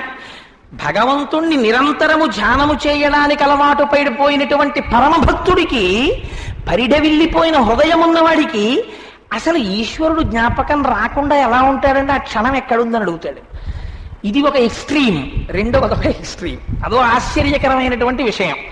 ఈ స్థితికి మీ మనస్సు వెడుతుంది. ఎలా వెడుతుంది? మీకు నిత్య జీవితంలో అలవాటే. ఒక ఉదాహరణ చెప్తాను. మీ మీద పెట్టడం నాకు ఇష్టం ఉండదు, అందుకు నేను పెట్టుకుంటాను. కానీ కోటేశ్వరరావు గారు నిజంగా అటువంటి లంపటం ఉన్నవాడని మీరు అనుకునేరు. లేదండి నేను అన్నాను అనుకోండి, నా భార్య అంటే నాకు ఎక్కువ ప్రీతి అనుకోండి, ఎక్కడికి వెళ్ళినా ఎవరు గుర్తొస్తారు? మా ఆవిడే జ్ఞాపకానికి వస్తుంది. అస్తమానం అయ్యో పాపం అది ఉంటే బాగుండు అనుకుంటూ ఉంటాను. ఎందుకని? నా భార్య అంటే నాకు ప్రీతి కాబట్టి. ఎక్కడున్నా భార్యని స్మరించడానికి మనసుకు లేని ఇబ్బంది ఈశ్వరుణ్ణి తలుచుకోవడానికి ఎందుకు వస్తుంది? అంటే నిజంగా నీకు నీ భార్య అంటే అంత ప్రేమ కాబట్టి జ్ఞాపకానికి రాకుండా ఎలా ఉంటుందండి అని అడుగుతారు. భగవంతుడు రావట్లేదండి అంటాం. ఎందుకంటాం? అంటే అంత తాదాత్మ్యత ఆయనతో లేదు. అంత తాదాత్మ్యత ఆయన వైపుకి వెళ్ళడానికి కావలసినటువంటి ఔషధాన్ని దశమ స్కంధం ఇస్తుంది. మీకు ఆంతరముగా ఉన్నటువంటి విషయం తెలిసిందనుకోండి, ఇక్కడే ఇప్పుడే ధన్యులైపోతారు. అర్థం అవ్వలేదనుకోండి ఏమీ అవ్వదు, ప్రమాదం ఏం రాదు. ఆ లీల అర్థం అయితే చాలు. అసలు నేనంటాను గృహస్థాశ్రమంలో ఉన్న వాళ్ళు భాగవతం లాంటి గ్రంథాలు, రామాయణం లాంటి గ్రంథాలే ఎక్కువగా లోపల ధారణలో ఉండాలి. చేతంటే భగవంతుని యొక్క స్మరణము తిరుగుతుంది. తిరిగి తిరిగి అది ఒకనాడు తప్పకుండా ఒక సద్గురువు పాదాలు పట్టిస్తుంది. అప్పుడు ఇంకా మీ ప్రయత్నమే ఉండదు, మీరే ఉపనిషత్తుల్లో ఓలలాడతారు జ్ఞానంలో. కానీ ముందు మీరు ప్రయత్నపూర్వకంగా పట్టుకోవలసింది రామాయణ భారత భాగవతాల్ని. అందుచేత భాగవతం మీకు పరమాత్మని మీ మనస్సుకి ఆలంబనంగా తీసుకొచ్చి అందించగలిగినటువంటి దివ్యౌషధము. ఎందుచేత భాగవతంలో దశమస్కందం ప్రారంభం చూడండి, ఆశ్చర్యకరమైన సందర్భంతో ప్రారంభమవుతుంది. పైకి కథ, లోపల ఆంతరమైన రహస్యం. ఒకానొక సమయంలో 2 వంశములు ఏకకాలమునందు ఉండేవి. యదువంశము ఒకటి, భోజవంశము ఒకటి. భోజవంశమునందు 2 అన్నదమ్ములు ఉన్నారు. ఒక ఆయన పేరు ఉగ్రసేనుడు, ఒక ఆయన పేరు దేవకుడు. ఉగ్రసేనుడికి ఒక కొడుకున్నాడు కంసుడు, దేవకునికి ఒక కుమార్తె ఉన్నది దేవకి. ఇప్పుడు కంసుడు దేవకి ఏమవుతారు? అన్నా చెల్లెలు. అర్థమైపోతుంది కదా, అన్నదమ్ముల బిడ్డలు కాబట్టి అన్నా చెల్లి, కజిన్స్, రక్తం పంచుకు పుట్టిన వాళ్ళు కారు. వేరొక వైపు యదువంశం ఉంది. యదువంశంలో శూరుడు అని ఒక రాజు ఉన్నారు. ఆయనకు ఒక కుమారుడు, ఆయన పేరు వసుదేవుడు. ఇక్కడ దేవకుని కుమార్తె అయినటువంటి దేవకిని శూరుని యొక్క కుమారుడైన వసుదేవునికి ఇచ్చి వివాహం చేశారు. ఇప్పుడు దేవకి ఎవరి పక్కకి చేరినది? వసుదేవుని పక్కకు చేరినది. ఈ దేవకి వసుదేవులిద్దరు ఎక్కడికి వెళ్ళాలి? వసుదేవుడి ఇంటికి వెళ్ళాలి, అత్తవారింటికి. సహజంగా దాని పెద్ద విశేషం ఏం కాదు, దానికి పెద్ద జ్ఞానం ఏం అక్కర్లేదు, కాబట్టి బయలుదేరాలి. కథాపరంగా ఆ దేవకుడు తన కుమార్తెని అత్తవారింటికి పంపిస్తున్నాడు కాబట్టి అబ్బో బ్రహ్మాండమైన ఏనుగులు, వాటికి బంగారు అలంకారాలు, గుర్రాలు, వాటికి బంగారు తొడుగులు, జీనులు, రథాలు, పరిచారికలు, దాసదాసీ జనం, ఎన్నో బహుమతులు, కానుకలు, సంబారాలు, సారే అన్ని ఇచ్చి పంపిస్తున్నాడు. ఎవరు ఎన్ని ఇచ్చి పంపించినా రథంలో కూర్చుని ఒక వ్యక్తి వెడుతున్నప్పుడు రథాన్ని మాత్రం ఎవరు తోలుతారు? సారథే తోలుతాడు. ఎంత గొప్పవాడమనివ్వండి, సారథ్యం మాత్రం సారథి కదా చేస్తాడు. సాధారణంగా మనకు ఎంతో ప్రీతి ఉందనుకోండి, సారథ్యం మనమే చేస్తాం. అయ్యా అటువంటి మహాపురుషుడు కదా ఎక్కాడు, లేకపోతే మా అబ్బాయి కదా ఎక్కాడు, కొత్తగా మా అబ్బాయికి పెళ్ళయింది, మా అబ్బాయి మా కోడలు ఇద్దరు కారులో కూర్చున్నారు. ఎంత అదృష్టం, నా వంశం పెరిగింది, నా కొడుకు కోడలు కారులో ఉన్నారు. ఒరే ఇవాళ నువ్వు డ్రైవ్ చేయక్కర్లేదు రా, నేనే డ్రైవ్ చేస్తాను అని తండ్రి సంతోషంగా డ్రైవ్ చేశాడు. ఇప్పుడు అందులో మీరు తప్పు పట్టడానికి ఏముంది? ఏమీ లేదు. ఒక అన్నగారు డ్రైవ్ చేశాడు, తప్పు పట్టడానికి ఏముంది? ఒక విషయం మాత్రం మీకు ద్యోతకం అవుతుంది ఆ కథలో. అలా కంసుడు వచ్చి సారథ్యం చేశాడు అనుకోండి. తోడ పుట్టినవాడా కంసుడు? కాడు, అన్నదమ్ముల బిడ్డలు వాళ్ళు. అటువంటి కంసుడు వచ్చి సారథ్యం తీసుకున్నాడు అనుకోండి. ఇప్పుడు కంసుడికి దేవకీదేవి యందు ఎంత ప్రేమ ఉన్నట్లు, చాలా ప్రేమ ఉన్నట్లు. ఇప్పుడు మీరు ఒక విషయం ఆలోచించండి. కంసుడు అనగానే మీరు వెంటనే ఒక న్యాయమూర్తి స్థానంలో కూర్చుని కంసుడు దుర్మార్గుడండి, వాడు కూర్చున్నామని నమ్మకండి కోటేశ్వరారు అనకండి. మీరు అక్కడికి అలా ఆలోచించండి. ఇప్పుడు కంసుడు ఎవరు? చాలా మంచివాడు. కూర్చున్నాడు, కూర్చుని సారథ్యం చేస్తున్నాడు. వెనకాతల కొత్తగా వివాహం అయినటువంటి చెల్లెలు బావగారు కూర్చున్నారు, దేవకీ వసుదేవులు. రథం వెళ్ళిపోతోంది, ఎంతో సంతోషంగా నడుస్తోంది, చాలా ఆనందంగా ఉంది. ఆ నడుస్తున్నటువంటి సమయంలో ముగ్గురి మనస్సుల్లోనూ ఖేదమునకు ఆస్కారము లేదు. ఇలా ఏ విధమైన దుఃఖము పొందడానికి అవకాశము లేకుండా రథాన్ని తోలుతున్నటువంటి కంసుడికి, దేవకీదేవికి, వసుదేవుడికి హఠాత్తుగా అశరీరవాణి వినపడినది. ఇదో గమ్మత్తైన మాట. వాణి అంటే వాక్కు ఉన్నదనుకోండి.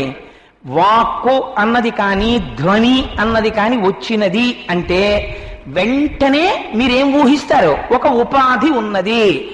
కూ అందనుకోండి, మీరు ఇక్కడ కూర్చుని చెప్తారు ఎవరు కూ అన్నారు అని. వీధిలోకి వెళ్ళి చెట్లన్నీ ఏం చూడక్కర్లేదు, కోయిల కూసినది అంటారు. కావు అందనుకోండి, కాకి అరిచినది.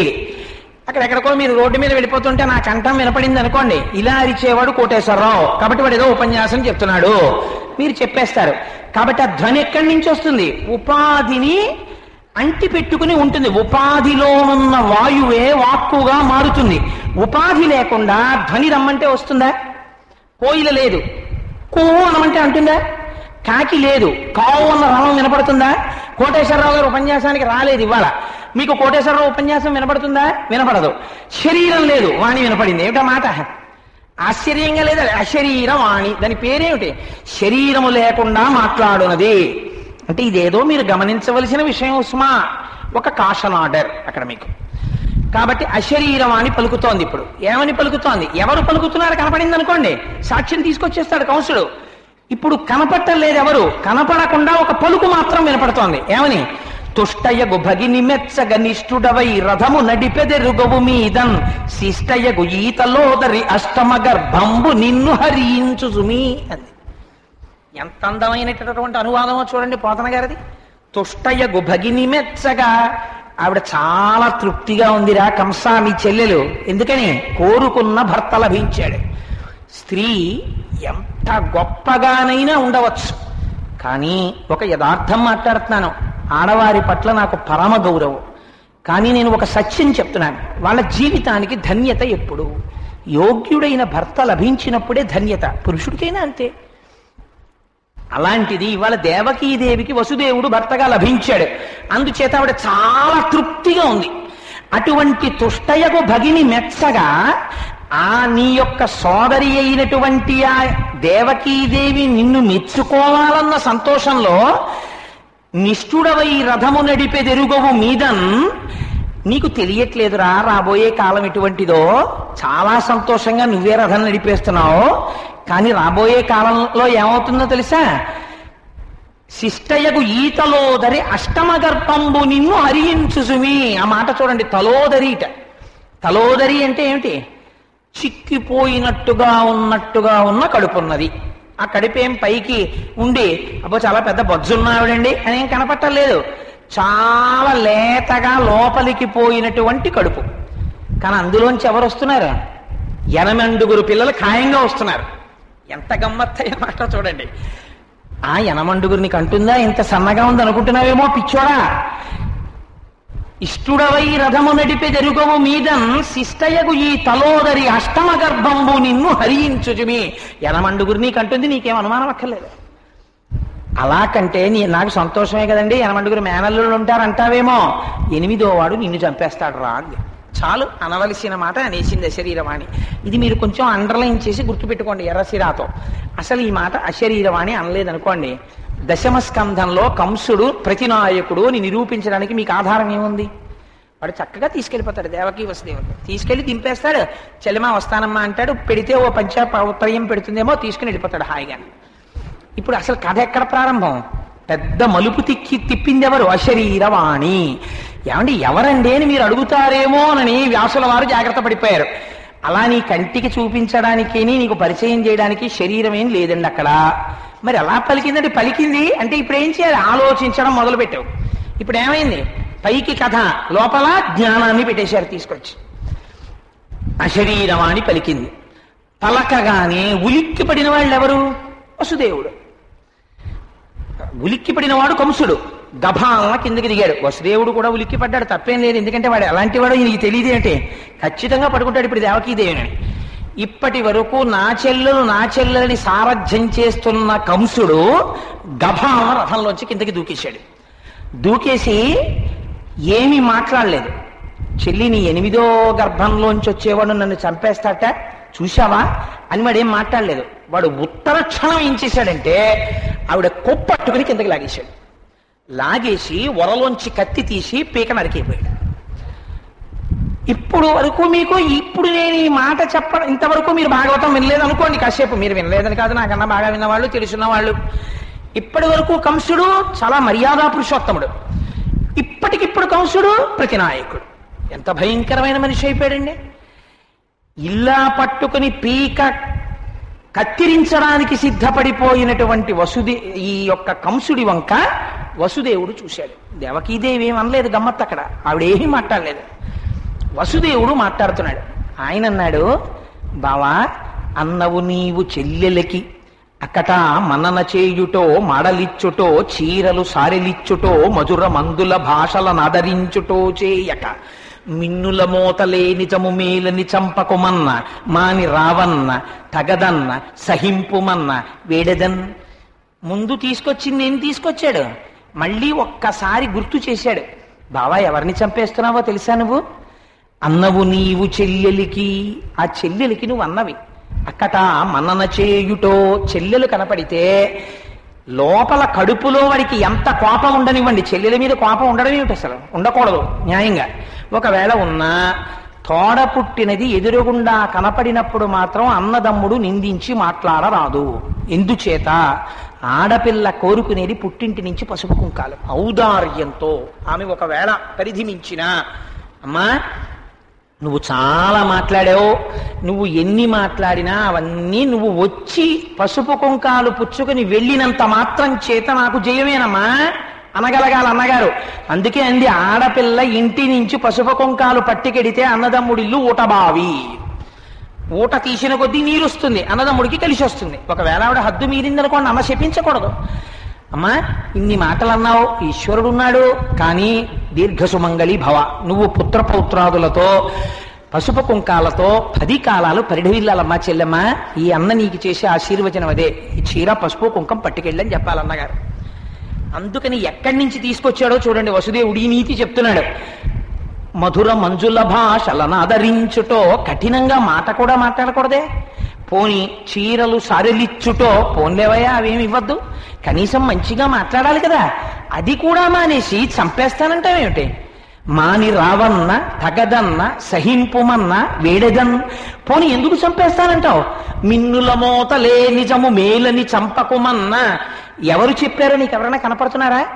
ఎవరన్నారో తెలియదు, ఎందుకన్నారో తెలియదు, దానికి చెల్లెల్ని చంపేస్తావా? రేపొద్దున లోకం ఏమంటుంది?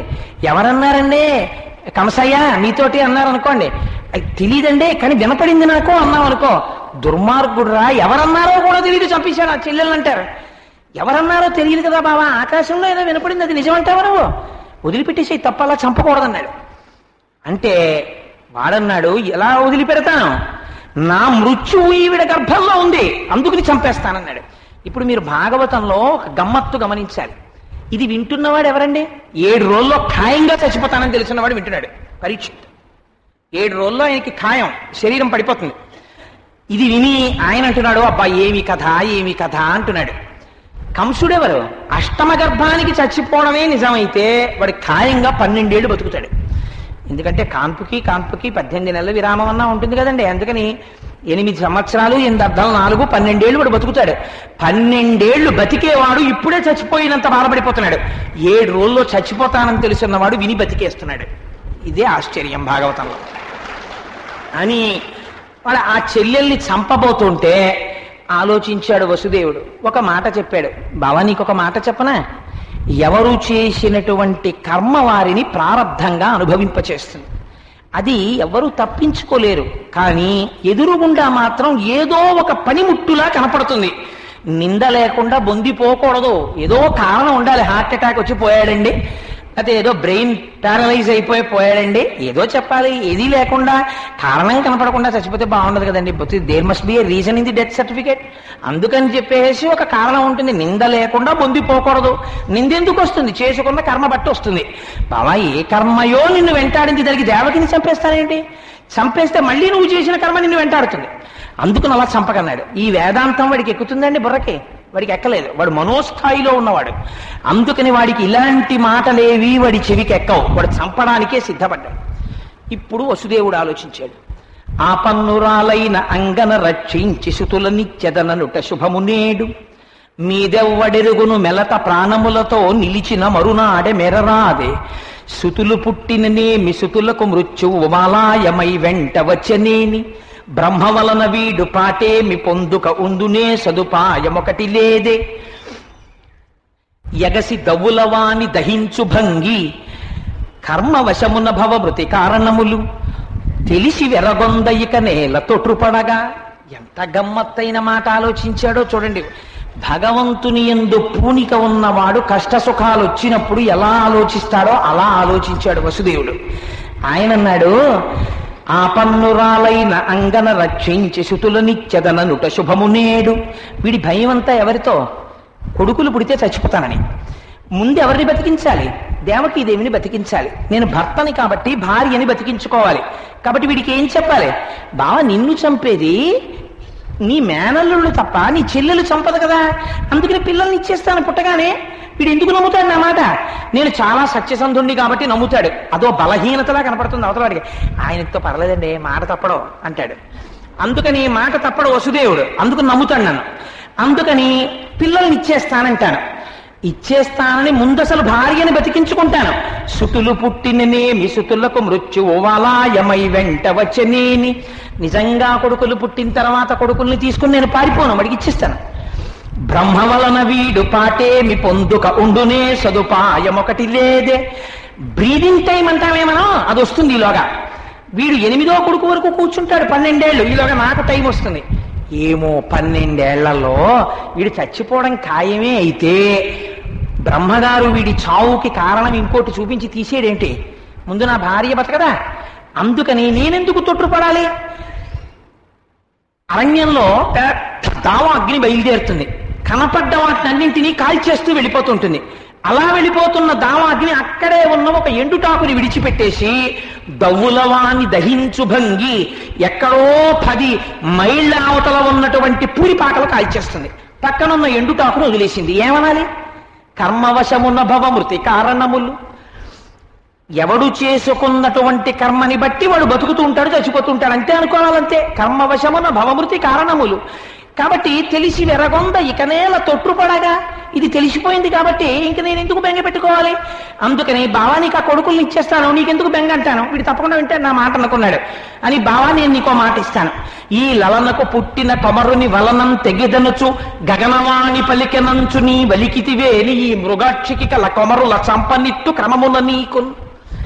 బావా ఒకవేళ నా భార్యకి పుట్టినటువంటి కుమారుల చేతిలో నువ్వు మరణిస్తావని ఆకాశవాణి పలికినది నిజమని నువ్వు ఒకవేళ బెంగ పెట్టుకుని ఏడుస్తున్న మాట నిజమైతే పుట్టిన వాణ్ణి పుట్టినట్టు కొడుకుల్ని తెచ్చి నీకు ఇచ్చేస్తాను, చంపేసి. ఇంక నీకు భయం ఎందుకు బావా? నా భార్యను చంపేస్తే మృత్యు ఇంకో రూపంలో రావచ్చు, కానీ నా కొడుకుల్నే చంపేస్తుంటే ఇంక నీకు భయం ఉండదు, ధైర్యంగా ఉంటుంది. అంటే వెంటనే వాడన్నాడు, ఇప్పటి వరకు ఎవరు కంసుడు పరమదుష్టుడు, ఇప్పుడు అంటున్నాడు బావా నువ్వు ఎంత మంచివాడివయా, నీ సంగతి నాకు తెలీదా? ఏదో అలా కత్తెత్తాను కానీ మృత్యు అన్నారని భయం వేసింది బావా, నీ సంగతి నాకు తెలుసు. అయ్యో అదేమిటి మా చెల్లెలావిడ నిన్న పెళ్ళయింది, దిగబెడదామని తీసుకెళ్తున్నాను, అలా చంపేస్తానా? తప్పు కదా, కూర్చోండి ఇద్దరు రథంలో దింపేస్తానన్నాడు. ఇదేమిటి? నిన్నటి వరకు స్నేహితుడు, మా స్నేహితుడండి, ప్రాణ స్నేహితుడు, ఆయన నేను ఒకే కంచంలో తిని ఒకే మంచంలో పడుకున్నంత స్నేహం అంటాడు. 3 రోజులు అయిపోతుంది. అయిపోయిన తర్వాత ఆయా మీ స్నేహితుడు రాలేదే అంటే ఏమి స్నేహితుడు లేండి, వాడికి నాకు మాటలు పోయే దుర్మార్గుడు, ఈ మాట కనపడినవంటే చావ కొట్టేస్తానంటాడు. ఏమైపోయింది మరి స్నేహం? అంటే మనోస్థాయిలో ఇవాళ స్నేహితుడు రేపటికి దుర్మార్గుడు. అంటే నువ్వు ఇస్తున్న తీర్పు చేత తగినంత ప్రాతిపదిక లేకపోతే నీ మనస్సుకి నువ్వు లొంగిపోతున్నావు, లొంగిపోయి నిర్ణయానికి వస్తున్నావు. వాడికి తన బ్రతుకు కావాలి, తన బ్రతుకి ఆనుకూల్యమైనవన్నీ మంచివి, ప్రతికూలముగా కనపడినవన్నీ చెడ్డవి. వాడు ఈశ్వరుని యొక్క అనుగ్రహాన్ని, ఈశ్వర నిర్ణయాన్ని వాడు అంగీకరించాడు, అన్ని వాడి గొప్పే అనుకుంటాడు. ఏమయ్యాడు చివరికి? చచ్చిపోయాడు అంతే. ఇంతే భాగవతం యొక్క సారాంశం. ఇంత అల్లరి చేసి దేవకీ వసుదేవుల్ని తీసుకుని బయలుదేరిపోయాడు. తీసుకెళ్లాడు, అత్తవారింట్లో దింపేశాడు. మొట్టమొదటి కొడుకు పుట్టాడు.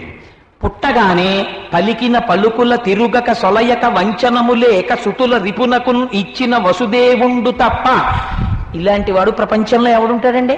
కడుపున పుట్టినటువంటి కొడుకుల్ని తీసుకొచ్చి ఇచ్చేస్తానని ప్రతిజ్ఞ చేసినటువంటి వసుదేవుడు ఇంకా మొంటికి పట్టినటువంటి రక్తము మావి కూడా ఆరకుండానే పొత్తిళ్లలో బిడ్డని, పొత్తిళ్లలో కొడుకుని పట్టుకుని తీసుకొచ్చి కంసుడికి ఇచ్చేశాడు. వసుదేవుండు తక్క ఇతరులు కలరే. ఇలాంటి వాడు వసుదేవుడు తప్ప ప్రపంచంలో ఎవడైనా ఉంటాడా? మాట కట్టుబడలా కొడుకుని తెచ్చి ఇవ్వగలరా? కొడుకంటే ఏమిటో తెలియదు, కానీ తన కొడుకన్న భావనతో ఒక రూపం కనపడింది అనుకోండి, అంతే. పుత్రేష మమకారం, చచ్చిపోయే ముందు ఆఖరి ఊపిరి కూడా వాడి గురించే తిరుగుతుంది, అంత బలిస్థానంలోకి వాడు వెళ్ళిపోతాడు. అలాంటిది కడుపున మొట్టమొదటిసారి పెద్ద కొడుకు పుడితే ఆ కొడుకుని తీసుకెళ్లి బావా చంపేసేయి అని చెప్పి తను మాట ఇచ్చాడు కాబట్టి ఇచ్చేయాలంటే అది సాధ్యమైన విషయమా? అందుకని పలికిన పలుకుల సొలయక వంచనము లేక సుతుల రిపునకు అలగక ఇచ్చిన ధీరుండిల వసుదేవుండు తక్క ఇతరులు కలరే. వసుదేవుడు తప్ప ఇలాంటి వాళ్ళు ప్రపంచంలో ఎవరైనా ఉంటారా? పట్టుకెళ్ళి ఇచ్చాడు. ఇస్తే ఆ పిల్లవాడిని చూశాడు. చూసి అన్నాడు, బావా వీడు నా మేనల్లుడయ్యా, వీడిని ఎందుకు చంపేయడం? మొదటివాడు చంపుతాడని చెప్పలేదే శరీరం అని, అష్టమ గర్భం చంపుతుందని చెప్పింది. 8వ వాడిని చంపుతానయ్యా, నీ సంగతి నాకు తెలుసు, నువ్వు చాలా మంచివాడివి, నువ్వు మాట తప్పవు, పిల్లల్ని తెచ్చి నాకు ఇచ్చేస్తావు. ఈ మాట వాడు ఇంకొకలా అన్నాడు అనుకోండి, బావా పిల్లల్ని చంపేస్తే నా మృత్యువు తప్పుతుందా? శరీరంతో వచ్చిన వాడికి శరీరం పడిపోదా ఒకనాడు? నేను వెళ్ళిపోవాలి కదా, అందుకని ఎందుకు బావా నాకు ఎల్లరి, తీసేసుకో పిల్లాడిని అన్నాడు అనుకోండి. కంసుడు ఒక పెద్ద మహర్షి అయిపోను, కానీ వాడన్నాడు 8వ వాడిని మాత్రం చంపేస్తాను బావా అన్నాడు. అంటే వసుదేవుట కొడుకుని తీసుకెళ్ళిపోతూ మమకారం పెట్టుకోలేదుట మనసులో. ఎందుకు పెట్టుకోలేదుట? అన్న తమ్ములనైనా, సుతుల బంధువులనైనా, స్నేహితులనైనా రాజులు చంపుదురవని తరచు జీవితార్థులగుచు అనుకున్నాడు. రాజుల మాట నమ్మకూడదు. వాడు అధికారం కోసం ఏదైనా మార్చేసుకుంటాడు. అందుకని అన్నదమ్ములనైనా, సుతులనైనా, బంధుజనులనైనా రాజులు చంపుదురవని తరచు జీవితార్థులగొచ్చు. తల్లిని, తండ్రిని, కొడుకుల్ని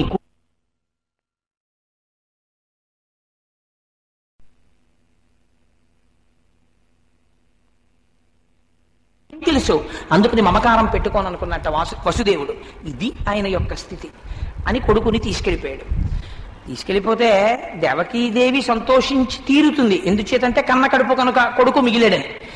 ఆశ్చర్యం ఎక్కడ జరిగిందంటే భాగవతంలో, ఒకనాడు నారదుండొయ్యన కంసుని ఇంటికి చనుదించి ఏకతమున మందలోపలనున్న నందాదులను వారి భార్యలు పుత్రులు బాంధవులును వసుదేవుడాదిగా గల సర్వ యాదవులును సురలు కాని నిజము నరులు కాలని తెలిపి కంసుండ నీవు రకసుడవనియు భూతలంబును చెరప పుట్టిన చెనటి దైత్యులనెల్ల సంహరింప దేవకీ గర్భంబున కృష్ణుడు జనించునని తెలిపి చనియదివికి.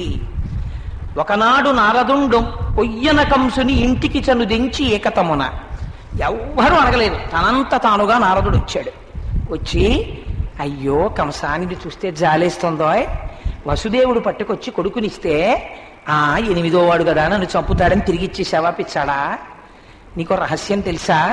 నిన్ను కన్న తండ్రి ఉగ్రసేనుడి దగ్గర నుంచి, నందవ్రజంలో ఉన్న వాళ్ళ దగ్గర నుంచి యశోద, దేవకి, వసుదేవుడు, నీ తల్లితో సహా వీళ్ళందరూ దేవతాంశలో వచ్చారు. నువ్వొక్కడివే రాక్షసుడివి. గీత జన్మలో నీ పేరు కాలనీమి. నిన్ను చంపడానికి వీళ్ళందరూ వచ్చారు. అసలు వాడు ఎవరొస్తారో తెలుసా? దేవకీ గర్భంబున వస్తున్నాడు, అష్టమ గర్భంలో. వాడు నిన్ను చంపేస్తాడయా, ఆయనకి వీళ్ళందరూ ఉపకరిస్తారు, నిన్ను చంపుతాడు అని చెప్పారు.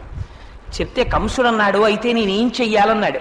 శత్రుభారం తగ్గించుకోవాలంటే కనపడ్డవాణ్ణి కనపడ్డట్టు చంపేసుకోవడమే మంచిదన్నాడు.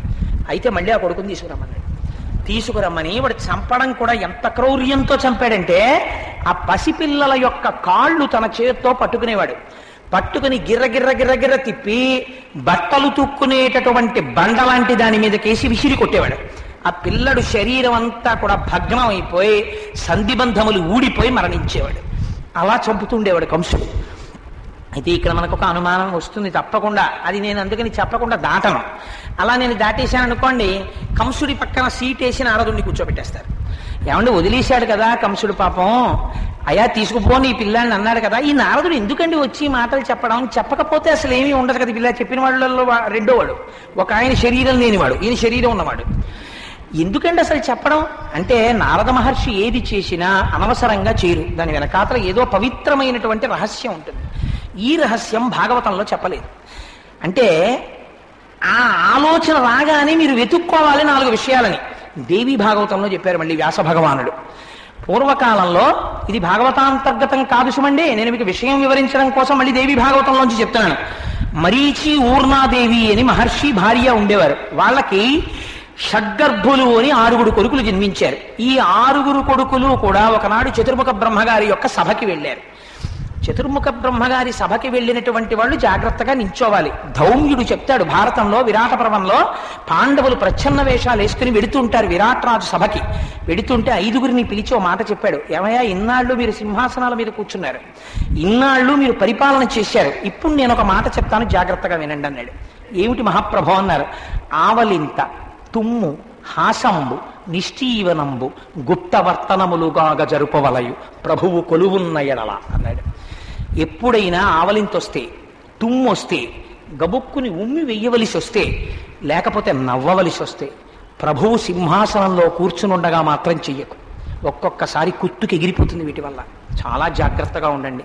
ఇన్నాళ్ళు మీరు కూర్చున్నారు కుర్చీల్లో, ఇప్పుడు మీరు సేవిస్తున్నారు, మీకు తెలియదు ఇన్నాళ్ళు, అందుకు చెప్తున్నానన్నాడు. ఎవరు చెప్తారండి మాకు ఇలాంటి మాటలు? సరే, విరాట పర్వంలో విషయాలు అనుకోండి, మళ్ళీ ఇప్పుడు మనకు అవన్నీ ఇదే లేనిపోని గొడవ అంటే నాకు. అందుచేత ధౌమ్యుడు ఆనాడు పాండవులకు చెప్పినట్టు ఇక్కడ నారదుడు చెప్పడం వెనకాతల ఒక రహస్యం ఉంది. ఈ షడ్గర్భులు చతుర్ముఖ బ్రహ్మగారి సభకి వెళ్ళారు. వెళ్ళిన వాళ్ళు చతుర్ముఖ బ్రహ్మగారిని చూసి ఒక నమస్కారం చెయ్యాలి. వాళ్ళకి అక్కడ ఒక సన్నివేశం కనపడింది. ఇప్పుడు మళ్ళీ నేను ఆ సన్నివేశాలన్నీ చెప్తే దేవి భాగవతం అయి కూర్చుంటుంది. అది చూసి వాళ్ళు నవ్వారు, పెద్ద నవ్వు ఒకటి. చతుర్ముఖ బ్రహ్మగారికి ఆగ్రహం వచ్చింది. బ్రహ్మసభకొచ్చి మీకు ఎలా ప్రవర్తించాలో తెలియలేదు, ఇంత వికటాట్టహాసం చేశారు, మిమ్మల్ని శపిస్తున్నాను, మీరు రాక్షసాంశలో జన్మించండి అన్నారు. వాళ్ళు వెళ్ళి కాలనేమికి కొడుకులుగా పుట్టారు 6. కాలనేమికి కొడుకులుగా పుట్టినటువంటి కొన్నాళ్ల తర్వాత వాళ్ళు మరణించారు. మరణించి మళ్ళీ వెళ్ళి హిరణ్యకశిపుడికి కొడుకులుగా పుట్టారు, ప్రహ్లాదుడి కన్నా ముందు పుట్టి. ఈ 6 మళ్ళీ వాళ్ళకి పూర్వజన్మ సంస్కృతి కొంత కలిగింది. కలిగి నిశ్శబ్దంగా అరణ్యాలకు వెళ్ళి తపస్సు చేశారు. కానీ ఉపాధి దోషం ఉండిపోయింది, రాక్షసాంశం. తపస్సు చేస్తే చతుర్ముఖ బ్రహ్మగారు ప్రత్యక్షమయ్యారు. బ్రహ్మగారిని అన్నారు, మాకు చాలా కాలం మరణం లేకుండా వరం కావాలన్నారు. సరే, ఇచ్చానన్నాడు ఆయన. వాళ్ళు సంతోషంగా ఇంటికి వచ్చి, నాన్నగారు మీరు ఇంకా ఎప్పుడో తపస్సు చేసి వరం తెచ్చుకుంటానన్నారు, మేము 6 వెళ్ళి తపస్సు చేసి తెచ్చేసుకున్నామండి, మాకు దీర్ఘాయుర్దాయం, మాకు మరణం లేదన్నారు. తండ్రి అయినా వాడి కోపం వచ్చింది. హిరణ్యకశిపుడి క్యారెక్టర్ ఏమిటంటే కొడుకులు చంపేయడమే. వాడు ప్రహ్లాదుడు ఎలా చచ్చిపోతాడని ఇడిచాడు వాడు అష్టమస్కంధంలో. అందుకని అష్టమస్కంధం కాదు, అందుచేత ఈ కొడుకులకి దీర్ఘాయుర్దాయం అనేటప్పటికీ వాడి కోపం వచ్చింది.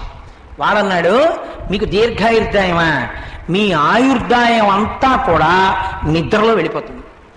నిద్రలో వెళ్ళిపోయి మీరు వచ్చే జన్మలో, ఎక్కడి వరకు ఇచ్చారో చూడండి శాపం, వచ్చే జన్మలో మళ్ళీ మీ 6 కూడా మీ పూర్వజన్మలలో తండ్రి చేతిలోనే చచ్చిపోతారన్నాడు. అనేటప్పటికీ వాళ్ళు ఇక్కడ చచ్చిపోయి గత జన్మలో కాలనేమి, ఈ జన్మలో కంసుడు, అందుకని కంసుడి చేతిలో అక్కడికి వచ్చి దేవకీదేవికి జన్మించారు 6. ఇప్పుడు ఈ 6 ఎవరి చేతిలో మరణించాలి?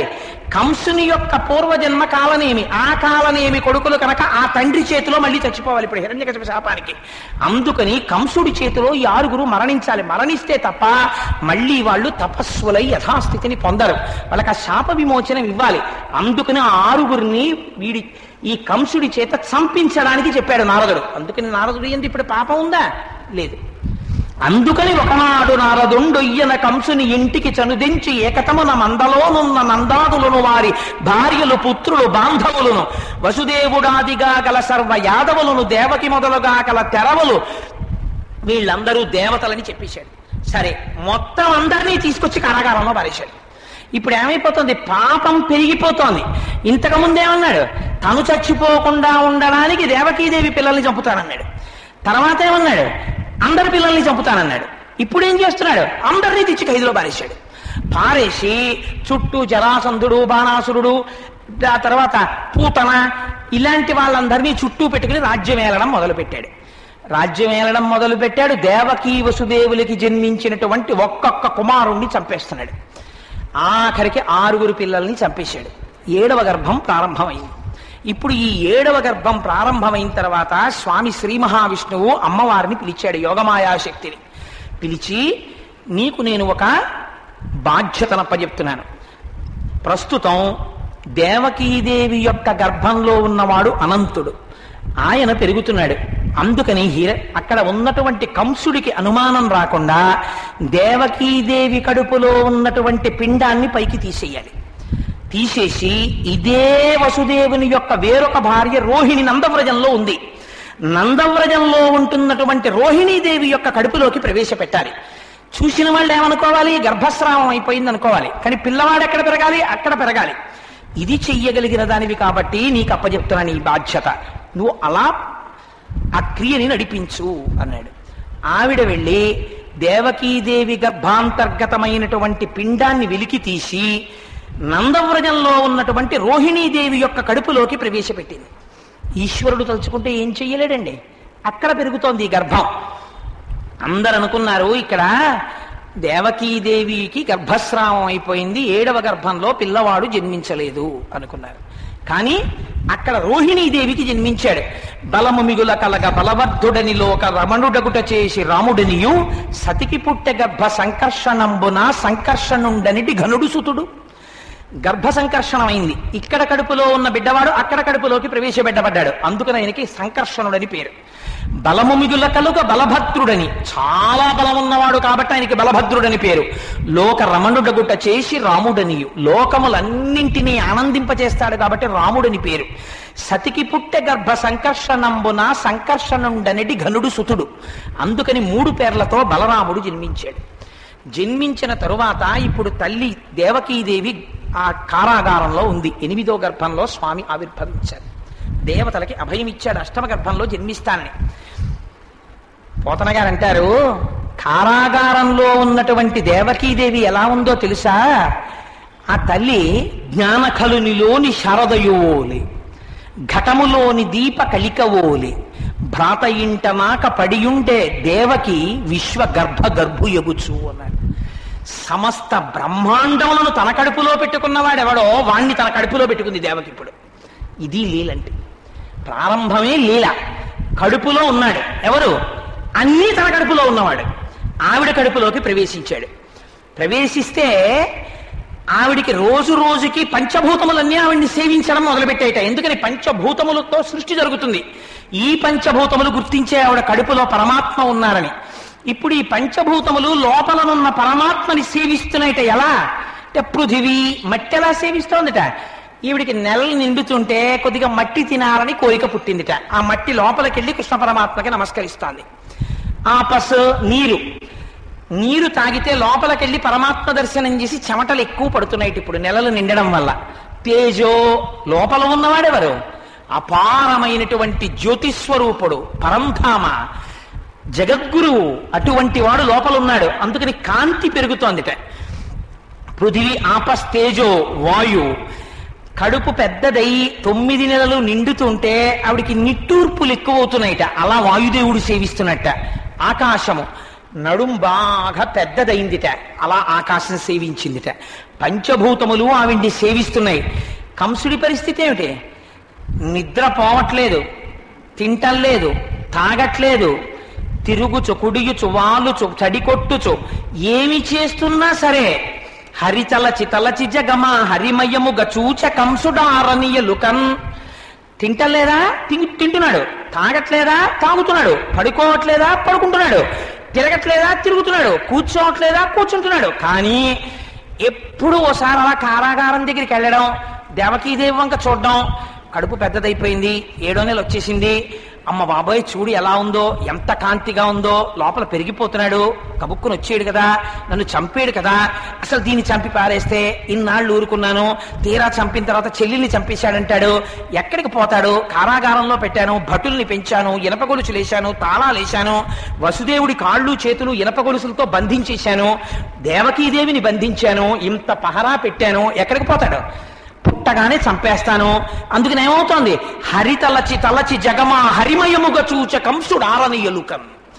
కోపంతో కూడా ఆ పరంధాముని వచ్చేస్తాడేమో, అలా వాడిని అలా వచ్చి చంపేశాడు, వీడిని ఇలా వచ్చి చంపేశాడు, ఎక్కడికి వస్తుందో ఏమో అని ఆ గయోపాఖ్యానంలో గయుడు ఏడుస్తాడు. ఆకాశ గంగలో అడిగయుండెదనన్న అతని పాదములందే అది జనించి. ఎక్కడ దాక్కుంటాను? ఆకాశ గంగలోకి వెళ్ళి దాక్కుందాం అంటే ఆయన పాదాల్లోంచే పుట్టింది. పోయి ఎక్కడో అరణ్యంలోకి వెళ్ళి ఘోరారణ్యములయందు దాగియుండెదనన్న నరసింహ రూపాన అతడు వచ్చు. ఏ అరణ్యంలో దాక్కుందామంటే సింహం రూపంలో వస్తాడు. ఎక్కడ దాక్కుంటానని ఏడుస్తాడు. అలా అమ్మో వచ్చేస్తాడేమో అదే ఛాస. తలచి జగమా హరిమయముగా చూచ కంసుడారని ఎలుకన్. ఇప్పుడు కంసుడు చూస్తున్నాడు భగవంతుణ్ణి. ఎలా? ఆరని ఎలుకన్.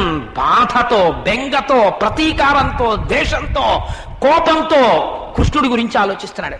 కానీ ఆలోచిస్తున్నది మాత్రం భగవంతుడి గురించి. అందుచేత సరే నెలలు నిండుతున్నాయి అమ్మవారికి. ఇప్పుడు ఎక్కడ ఆశ్చర్యం జరిగిందంటే దేవతలకి కోరిక పుట్టింది. మళ్ళీ ఇలాంటి అవకాశం వస్తుంది ఏమిట్రా? ఎప్పుడైనా మనం వైకుంఠానికి వెళ్ళి అలా శేషతల్పం మీద అలవోకగా తన చెయ్యి తల కింద పెట్టుకుని 2 పాదాలు జాపి ఎడం చెయ్యిలా విలాసంగా నడుం మీద వేసుకు పడుకుంటే కాళ్ళ కట్టున శ్రీదేవి భూదేవి కూర్చుని కాళ్ళు ఒత్తుతుంటే దర్శనం చేసి నమస్కారం చేస్తామేమో. అంతటి వాడు ఓ అమ్మ కడుపులో ఉంటే చూడడం ఎంత ఆశ్చర్యంగా ఉంటుంది. అందుకని ఒకసారి మనం వెడదాం రండి అన్నారు. వాళ్ళకి అడ్డే ఉంటుంది. వాళ్ళు దేవకీదేవి కడుపులోకి వెళ్ళారు. ఇది విచిత్రం భాగవతంలో. లోపలికి వెళ్ళి వాళ్ళు ప్రార్థన చేస్తున్నారు. ఏమని? అయ్యా, ఎంతటి వాడివయ్యా పరమాత్మ నువ్వు గుణములు లేనివాడివి, కానీ గుణములు నీకు లొంగి ఉంటాయి.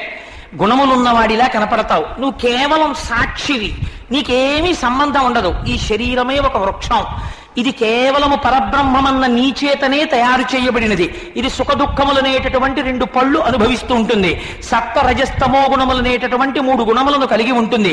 ధర్మార్థ కామమోక్షములనేటటువంటి 4 పురుషార్థములను పొందడానికి వచ్చింది.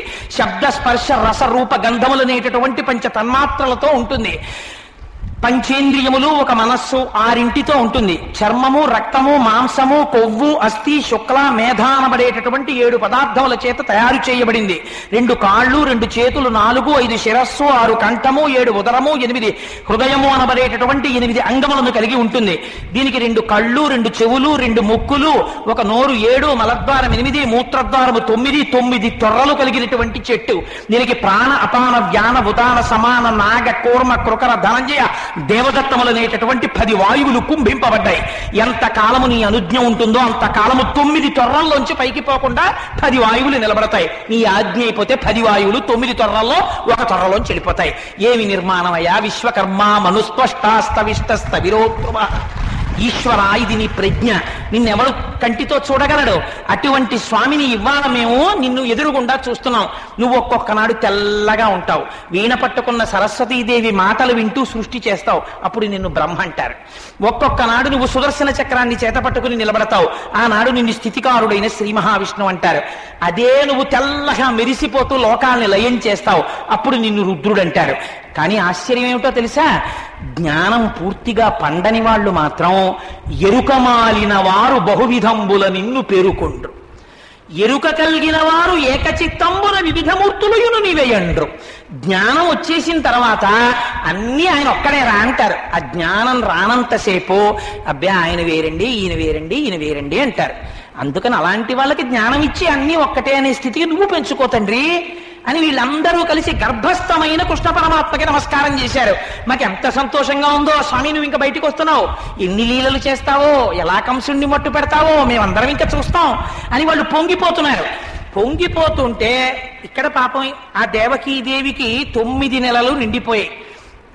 అర్ధరాత్రి, గాఢాంధకారం, ఆకాశమంతా మబ్బులు పట్టేసింది. మొన్న గణపతి నవరాత్రుల్లాగా అలా వర్షం సన్నగా జల్లు పడుతూనే ఉంది. ఎవ్వరికి ఇంట్లోంచి బయటికి రావడం ఇష్టం లేనటువంటి చల్లటి ఊచకోత గాలితో కూడినటువంటి వాతావరణం. అలాంటి వాతావరణంలో దేవకీదేవికి నిప్పులు ప్రారంభమయ్యాయి. ఆశ్చర్యం ఏమిటో తెలుసా అండి? ఆవిడికి నిప్పులు ప్రారంభమైతే అక్కడ ఉన్న వాళ్ళందరికీ నిద్ర ప్రారంభమైంది. ఒక్కడికి తెలివి లేదు, వసుదేవుడికి తప్ప. ఇది ఈశ్వర శక్తి అంటే. మీరు ఆయన్నేమి అమరుస్తారు? అందరూ నిద్రపోయారు, గాఢ నిద్రలోకి వెళ్ళిపోయారు. ఆవిడికి పిల్లవాడు జన్మించాడు. మీకు సృష్టిలో లేని ఆశ్చర్యం. దశావతారాల్లో ఏ అవతారంలో వచ్చినా స్వామి నేను ఎలా పుడతానన్నాడో అటువంటి రూపం మాత్రమే చూపించాడు. కానీ భాగవతంలో అలా కాదు. జన్మించినటువంటి పిల్లవాడు అప్పుడే పుట్టినటువంటి పసిపాపడు నేల మీద చూశారు. చూస్తే ఎలా ఉన్నాడో తెలుసా అండి? పోతన గారు అంటారు, జలధరదేహు నాజాను చతుర్బాహు సరసీరు హక్షు విశాల వక్షు జారు గదా శంఖచక్ర పద్మ కౌస్తుభ విలాసు కంఠ కౌస్తుభమణి కాంతిభాను కమనీయ కటిసూత్ర కంకణ కేయూర శ్రీవత్సలంచనంచిత విహారు మరుకుండల ప్రభాయుత కుంతలలాటు వైఢూర్యమణి గణవర కిరీటు బాలు పూర్ణేందు రుచిజాలు భక్త లోకపాలు సుగుణాల వాలు కృపావిశాలు చూచి పులంచే. పుట్టిన పిల్లాడు మామూలుగా పుట్ల. జలధరదేహు నాజాలు చతుర్బాహు సరసీరు హక్షు విశాలవచ్చు శంఖ చక్ర గదా పద్మములతో కూడుకున్నటువంటి చతుర్భుజుడై నల్లటి మేఘం ఎలా ఉంటుందో అటువంటి స్వరూపాన్ని పొందినటువంటి వాడై పట్టు పీతాంబరాన్ని కట్టుకుని శ్రీవత్సం అనేటటువంటి పుట్టుమత్స మెరుస్తుండగా, కౌస్తుభరత్నం ప్రకాశిస్తుండగా, మెడలో వనమాల విరాజితుడై స్వామి దర్శనమిచ్చాడు. ప్రపంచంలో మీరెక్కడైనా ఇటువంటి ఆశ్చర్యకరమైన సన్నివేశం చూశారా? బహుశా పెద్దవాడైన తర్వాత పిల్లవాడు అమ్మకి నమస్కారం చేస్తాడేమో, తల్లిదండ్రులు నమస్కారం చేస్తున్నారు పుట్టినటువంటి కృష్ణ పరమాత్మకి. సర్వము నీలోనిదిగా సర్వాత్ముడవాత్మ వస్తు సంపన్నుడవై సర్వమయుడవగు నీకును సర్వేశ్వర లేవు లోను సంధులు వెలయన్ అంది యశోదాదేవి, దేవకీదేవి. ఏం ఆశ్చర్యమయ్యా తండ్రి! అంతటా నిండి నిబిడీకృతమైపోయినటువంటి పరమాత్మ ఎవరిని ఈ కన్నులతో ఒక్కసారి చూద్దామంటే కనపడడం. జలధి కన్యాపాంగ లలితే క్షణములోన కలచి వెలుగుచునున్న తజ్జలంబితడు జలజాసను నివదన జలధి మధ్యమునందు అలరు వెలువడిన పరమామృతంబితడు. కరెక్టేనా మూర్తి గారు? ఎక్కడో కీర్తనలోది జ్ఞాపకం. అందుకని అన్నమాచార్యులు వారు స్తోత్రం చేస్తారు, అంతటి మహానుభావుడు అటువంటి వాడు ఇవాళ మా మాంసనేత్రాలతో చూడడానికి వీలుగా దర్శనమిచ్చాడా అని పొంగిపోయి స్తోత్రం చేశారు. స్తోత్రం చేస్తే స్వామి ఆదేశం ఇచ్చాడు, నేను మళ్ళీ ప్రాకృతమైన శిశువుగా మారిపోతాను. నేను ఎందుకు మీ కడుపున పుట్టానో తెలుసా? ఇంత అర్ధరాత్రి ఈ కారాగారంలో ఒకనాడు మీరు ప్రజాపతులలో ఇతని పేరు పృశ్ని, ఇతని పేరు సుతపుడు, నీ పేరు పృశ్ని. మీ ఇద్దరిని చతుర్ముఖ బ్రహ్మగారు ప్రజా సృష్టి చెయ్యవలసిందిగా ఆదేశించారు. కానీ మీరు సృష్టి చెయ్యడం మానేసి 12,000 దివ్య సంవత్సరములు నా కోసం తపస్సు చేశారు. నేను మీకు ప్రత్యక్షం అయ్యాను. ప్రత్యక్షం అయిన తర్వాత ఏమి కావాలి అని అడిగాను. అడిగితే నీలాంటి కొడుకు కావాలి అని అడిగారు. నాలాంటి కొడుకు నేను తప్ప ఇంకొకడు లేడు సృష్టిలో. ఇది భగవంతుని యొక్క లొంగుబాటు. మీరు ఇంట్లో రోజు ఓ కృష్ణ పరమాత్మ విగ్రహం పెట్టుకుని ఓ తులసిమాల వేసి, ఆ తులసిమాల ఇవాళ కొంచెం బిగుతుగా ఉందని ఎంత కోపంగా చూస్తున్నాడో చూడండి అని, లేకపోతే టీవీ పక్కనే కృష్ణ పరమాత్మ ఉంటే ఏదో ఛానల్ వంక చూసి చూడండి ఎలా చూస్తున్నాడో ఆ టీవీ అని, లేకపోతే మీ ఇంట్లో ఎవరో వస్తే ఎవరూ లేరు అనుకున్నారు అనుకోండి, ఏమయ్యా అలా కూర్చోకపోతే కొంచెం ఉన్నానని చెప్పచ్చు కదా, ఒంట్లో బాగోలేదు జ్వరంగా ఉంది వెళ్ళి ఓ టాబ్లెట్ అన్నా ఎప్పుడూ ఆ వేణువు పట్టుకుని అలా ఆడుకోవడం ఏమిటైనా నీకు పని అని మీరు కృష్ణుడితో మాట్లాడడం అలవాటు చేసుకున్నారనుకోండి, ఆయన ఎప్పుడో వింటాడు, వీడికి చాలా సంతోషంగా ఉందిరా, ఓసారి వీడికి నేను కొడుకునవుతానంటాడు. అవలా అవుతాడు కూడా. అందుచేత మనకి నేర్పుతోంది భాగవతం. ఒక్క జన్మలో అడిగారంతే వాళ్ళు, 3 జన్మల్లో కొడుకుగా పుట్టాడు. ఆనాడు మీకు పృష్ణి గర్భుడన్న పేరుతో పుట్టాను, నేను ఇంకా వేరు పేరు కూడా పెట్టుకోవాలా. ఏ తల్లి కడుపున పుట్టానో ఆ తల్లి పేరే పెట్టుకున్నాను. తర్వాత మీరు మారారు, మళ్ళీ అదితి కశ్యపులు అయ్యారు. నేను మళ్ళీ మీ కడుపునే వామనమూర్తిగా పుట్టాను. అడిగాను పైగా ఆ రోజున, రవి మధ్యాహ్నమునంచరింపగ చారాచంద్ర భద్రస్థితిం శ్రావణ ద్వాదశి నాడు శ్రోణ అభిజిత్ సంజ్ఞాత లగ్నంబునన్ భువనాధీశుడు పుట్టె వామనగతిన్ పుణ్యవ్రతోపేతకున్ దివిజాధీశ్వరు మాతకున్ పరమ పాతివ్రత్య విఖ్యాతకున్. అమ్మా, నాకు వెడుక పుట్టు నీ సుతుడనై నర్తించి వర్తింపగా నాకు నీ కొడుగ్గా పుట్టాలని కోరికగా ఉందమ్మా. అమ్మా అమ్మ నీ కడుపులో పుట్టి నీ కడుపులో పెరిగి నీకు కొడుగ్గా పుడతానమ్మా అని అడిగాడు వామనావతారంలో. తెలుసా అండి, ఆవిడ నాకు కొడుగ్గా పుట్టమని అడగలేదు.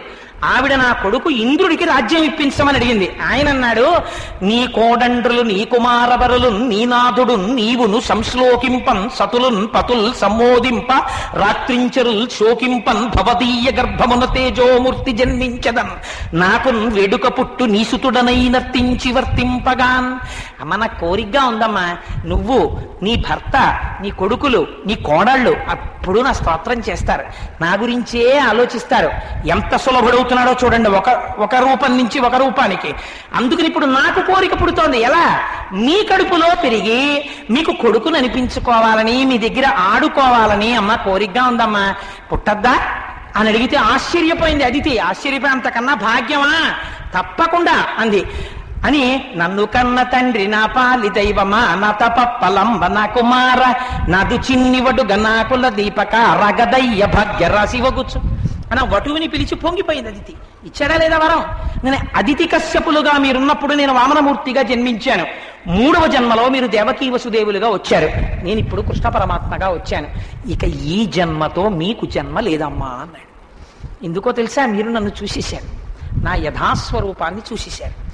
ఇంకా మీరేం చేస్తారో తెలుసా? నన్ను తలుచుకుంటూ ఉండండి అంతే. వాళ్ళకే కాదు మనకైనా అంతే కదండి. అందుకే భాగవతం దశమస్కంధం. నన్ను తలుచుకుంటూ ఉండండి, నన్ను స్మరించండి, నా లీలలు వింటూ ఉండండి, చాలు, ఇంకా మీకు జన్మ లేదు. అభయం ఇచ్చాడు. ఒకసారి అడిగితే 3 మాటలు జన్మలేనివాడు జన్మనిచ్చాడు. అందుకని మీ కడుపున పుట్టాను, కానీ ఇది మధుర, కంసుడు పరిపాలిస్తున్నాడు, ఇక్కడ ఉండను. అందుకని మీరు నన్ను తీసుకెళ్లి నందవ్రజంలో విడిచిపెట్టండి అన్నాడు. ఈ మాట చెప్పగానే వసుదేవుడి కాళ్ళకి చేతులకి కట్టినటువంటి ఇనప శృంఖలములు ఊడిపోయి, పిల్లవాణ్ణి తీసుకున్నాడు, తల మీద పెట్టుకున్నాడు, ఆ ఇనప గొలుసులు ఊడిపోయాయి, కారాగారం తలుపులు తెరుచుకున్నాయి, బయటికి బయలుదేరాడు. ఆశ్చర్యం ఏం రాశారంటే భాగవతంలో, రాజప్రసాదంలోంచి బయటికి వచ్చేటప్పుడు గవాక్షాలు, ద్వారాలు వంకరటింకరగా రకరకాలుగా ఉంటాయి, వాటంతటవి ఒక సరళ రేఖలోకి మారేయటే. ఈయన ఇటువైపుకి వెళ్ళి, ఏమండి ఇక్కడి నుంచి మెయిన్ గేట్ ఎటు అని తడుముకోలేదు, ఆ వెళ్ళడమే పనిగా వెళ్ళిపోయాడు అంతే. ఇదో గమ్మత్తు. మీకు ఇది మారుతుంది ఆంతరమైన విషయం వచ్చేటప్పటికి. ఏకోన్ముఖం అయ్యి అందులోంచి బయటికి వెడుతున్నాడు. వెడుతుంటే తల మీద ఉన్నవాడు పరమాత్మ. అందుకని ఇప్పుడు ఆయనకి ఛత్రం పట్టాలి. ఆదిశేషుడు దిగొచ్చాడు. దిగొచ్చి పైన పడగలు పట్టాడు. పరమాత్మతో పాటు ఆ పడగల నీడలో ఎవరున్నారు? వసుదేవుడు ఉన్నాడు. 1000 పడగల చేత రక్షింపబడుతున్నాడు ఇప్పుడు వసుదేవుడు. బయటికి వస్తున్నాడు. ఇవన్నీ ఎందుకు? స్వామి నువ్వు నా కొడుగ్గా పుట్టవయ్యా అని అడిగినందుకు ఇన్ని వైభోగాలు. తిన్నగా కొడుకుని తీసుకుని వెళ్ళాడు. బయటికి వచ్చాడు. యమునా నది విశేషమైన ప్రవాహంతో వెడుతోంది. ఆశౌరికి తెర్రవోక్సగెను ప్రకాశోత్తత తుంగ భంగ కలిత ధరా సాకాశయగు యమున మును సీతేశునకు పయోధిత్రోవ ఇచ్చిన భంగిన్. పోతన గారు మర్చిపోరు, ఎంత అందంగా వేస్తారో. ఆనాడు రామచంద్రమూర్తికి సముద్రం చోవిచ్చిందే, అలా ఇవాళ యమున కృష్ణుణ్ణి చూసిందిట.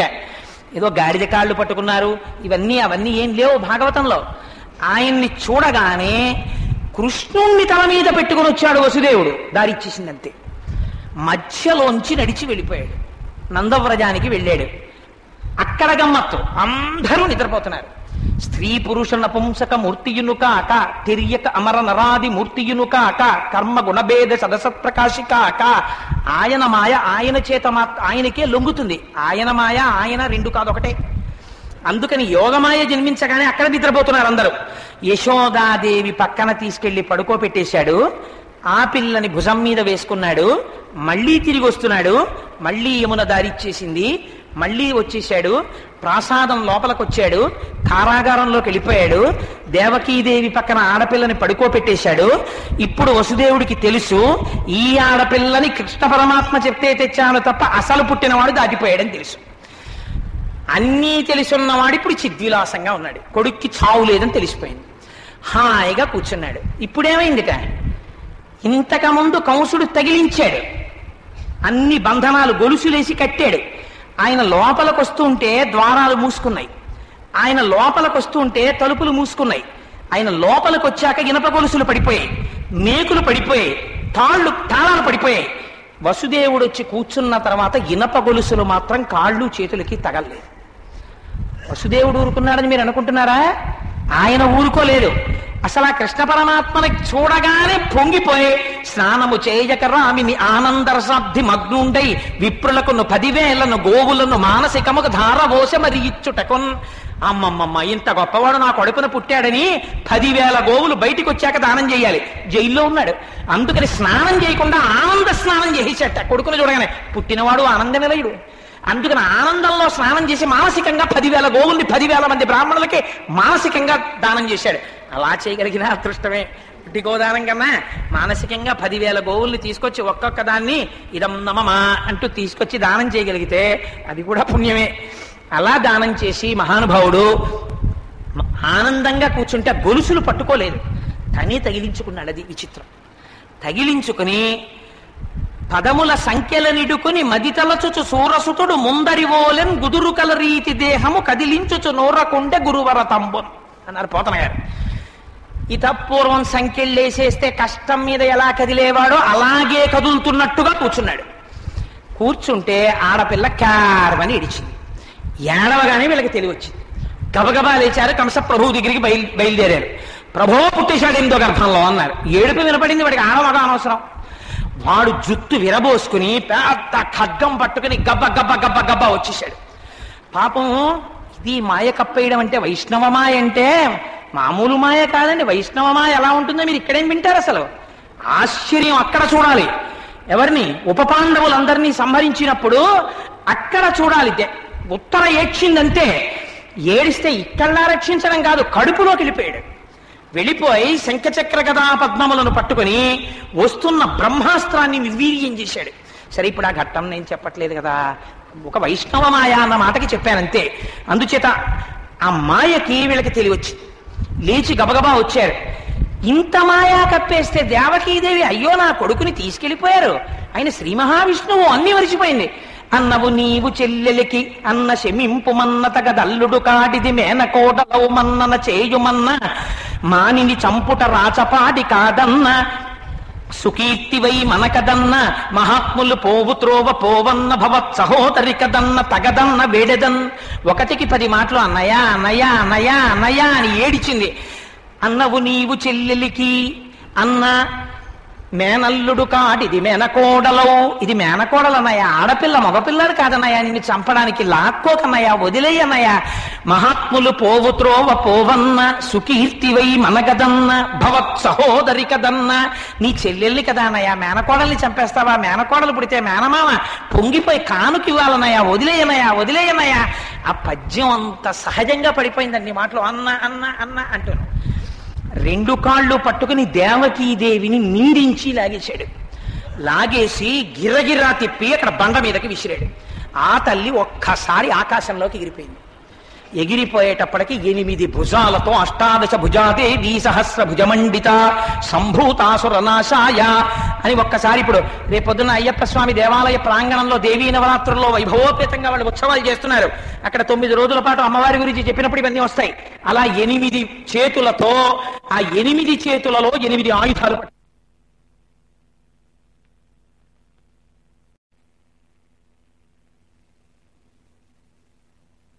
పెద్ద గొప్ప విషయం అనుకుంటున్నావా?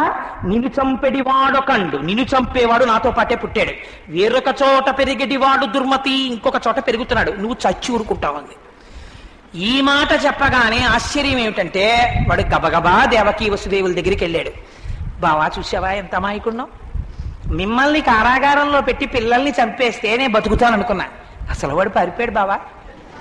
ఎవడి మరణాన్ని ఎవడు తప్పించుకోగలడు, ఎవడి కర్మ వాడిది. ఏమిటో బావా నీకోటి చెప్పనా, నా చావు నాకు తప్పుతోందా? నీ బిడ్డల చావు అంతే, నేను నిమిత్తం బావా, నీ చంపానని కనపడుతోంది, నేను కాదు చంపింది, వాళ్ళని విధి చంపేసింది బావా అన్నాడు. అని ఏమనుకోకండి, ఏమనుకోకపోవడానికి అది ఏమైనా చిన్న విషయం అండి, ఏమనుకోకండి, మీరు వెళ్ళిపోండి అని చెప్పి తాళాలు తీసి వదిలిపెట్టేశాడు. వాడు ఎప్పటికెలా ఉంటాడో తెలియదు, చెంచల చిత్తుడు, మనస్సుకి ఎందు వ్యగ్రతకి లొంగి ఉంటాడు కంసుడు. సరే, ఇందులో ఉన్నటువంటి రహస్యాన్ని మీకు సూక్ష్మంగా విజ్ఞాపన చేస్తాను. అశరీరవాణి అంటే వేదం. వేదము అపౌరుషేయము. అపౌరుషేయము కనుక దానికి శరీరం ఉండదు. అది వేదాహమేతం పురుషం మహాంతం ఆదిత్యవర్ణం తమసస్తు పారే. మహర్షులు ధ్యానమగ్నులై ఉండగా వాళ్ళ చెవులలో ఈశ్వర వాణి వినపడింది వాళ్ళకి, అందుకే దానికి శృతి అని పేరు. గురు శిష్య పరంపరాగతంగా చెప్తూ ఉంటే స్వరంతో వర్ధిల్లుతుంది ఆ వేదం. అటువంటి వేదం చెప్పింది ఏమని, ఇతపూర్వం నువ్వు కాలనీయునివి, ఇప్పుడు కంసుడివి. ఈ శరీరమే ఒక రథం, ఈ రథాన్ని నడుపుతున్న వాళ్ళు నిజమునకు దేవకీ వసుదేవులు. వసుదేవుడంటే వసుహు, ఇక్కడే ఉన్నటువంటి ఆత్మ. ఈ ఆత్మకి ఉన్నటువంటి దివ్ ప్రకాశమే ఆ ఆత్మయై దేవకీ వసుదేవులు. అంటే విడివిడకుండా భార్యాభర్తలు ఒకటైనట్టు ప్రకాశవంతమైన ఆత్మ యొక్క స్వరూపము ఆ జ్యోతి 9 రంధ్రములలోంచి బయటికి కొడుతోంది.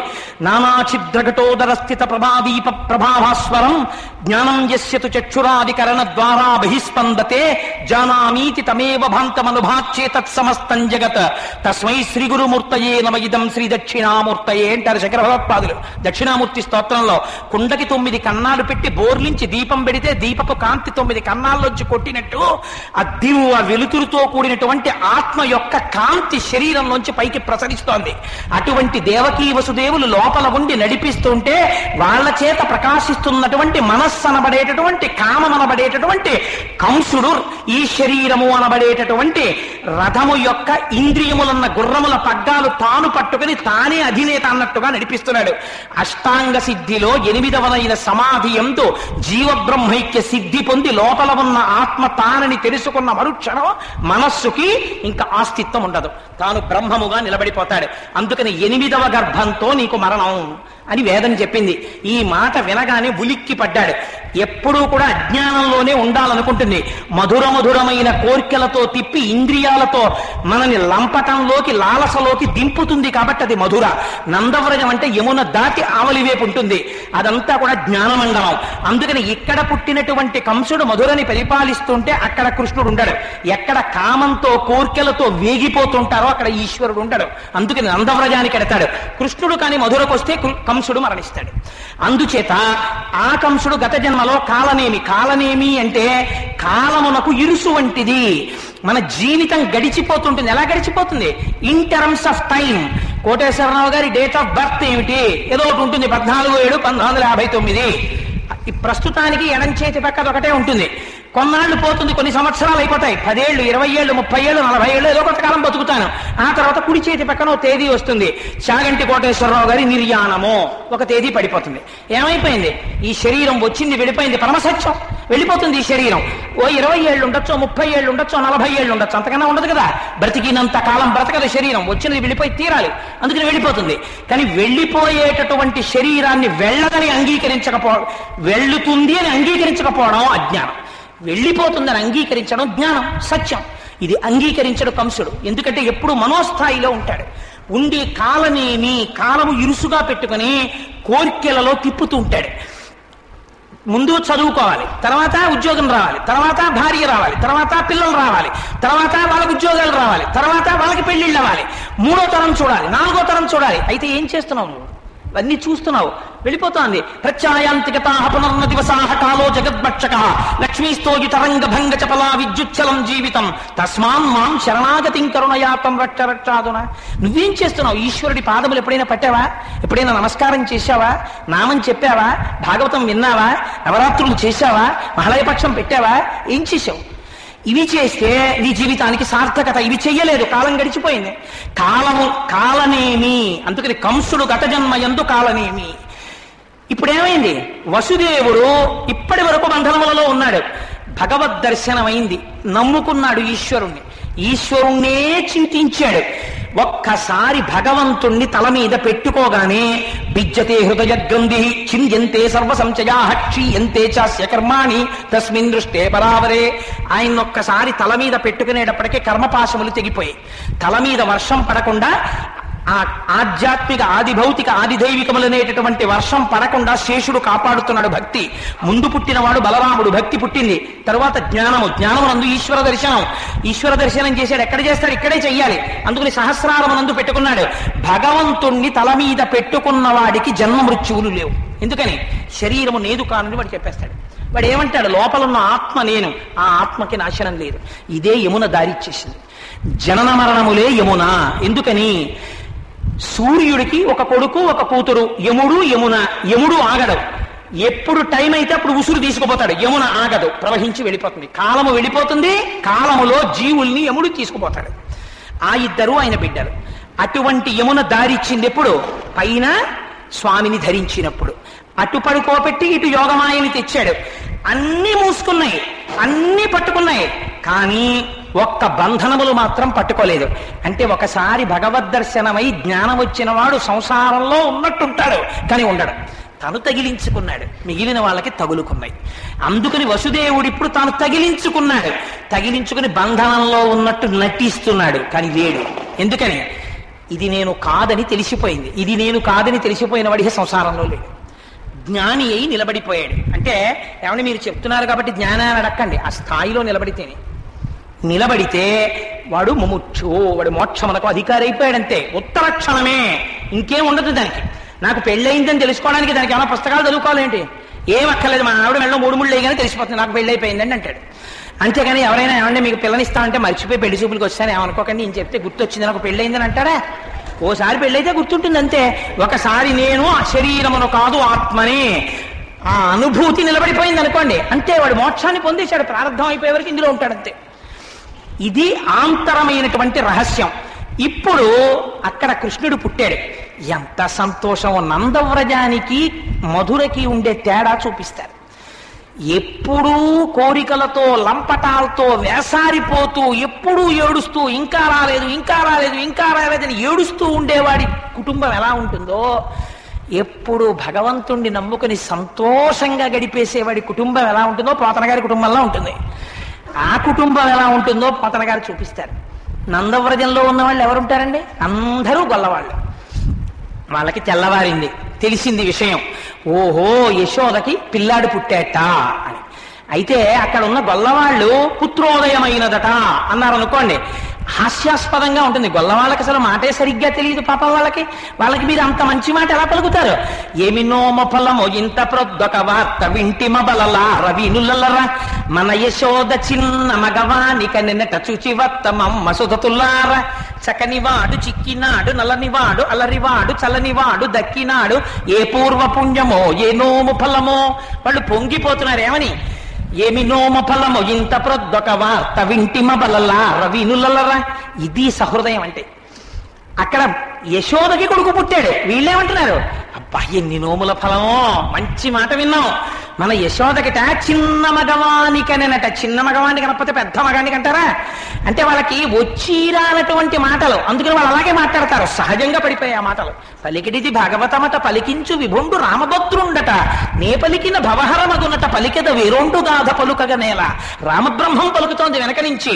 అందుకే ఏమి నోమ ఫలము ఇంత ప్రొద్దొక వార్త వింటిమ బలలా రవినులరా మన యశోద చిన్ని మగవానిక నిన్నట చూచి వత్తమమ్మ సుధతులారా అని ఆడవాళ్ళందరూ బయలుదేరి ఆ ప్రసూతి గృహంలోకి వెళ్ళారు. పిల్లాన్ని చూశారు. అబ్బాయి ఎంత బాగున్నాడో మెరిసిపోతున్నాడు, ఏమి జుత్తో, ఎంత నొక్కులు జుత్తో, ఏం ముగ్ధమోహనమైనటువంటి స్వరూపం ఆ బాలకృష్ణుడి స్వరూపం.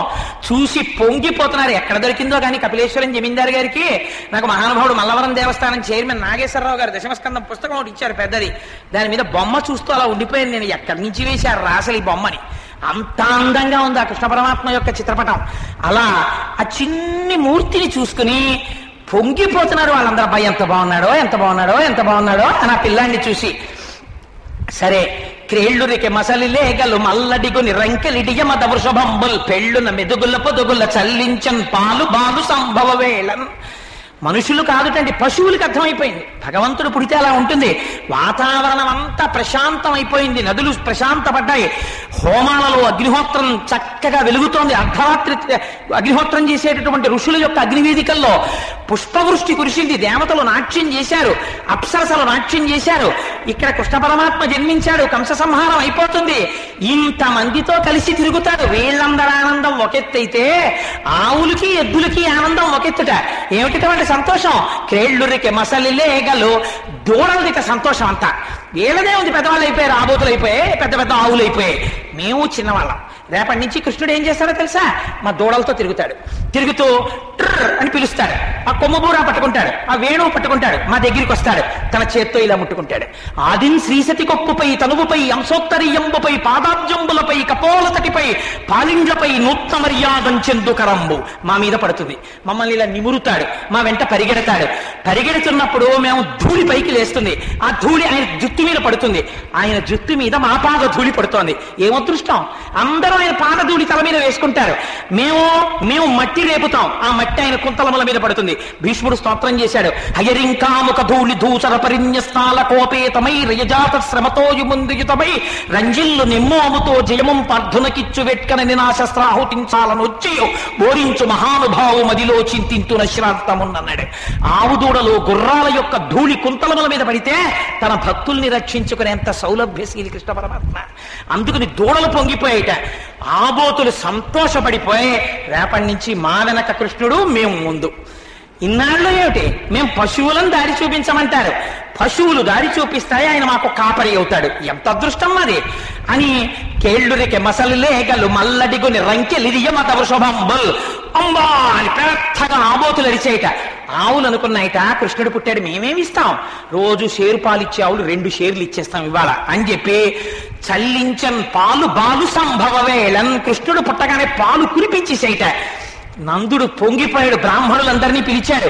ఈ ఆభీర కుమారుడు వీరుండై వీరవైరి జేతయునై దీర్ఘాయుష్మంతుండగునని పాయక దీవించినప్పుడు బ్రాహ్మణ జనములు, అబ్బో ఈ పిల్లవాడు మహావీరుడవుతాడు, వీరుల్ని జయిస్తాడు, దీర్ఘాయుష్మంతుడవుతాడు అని వచ్చినటువంటి బ్రాహ్మణులందరూ ఆశీర్వచనం చేశారు.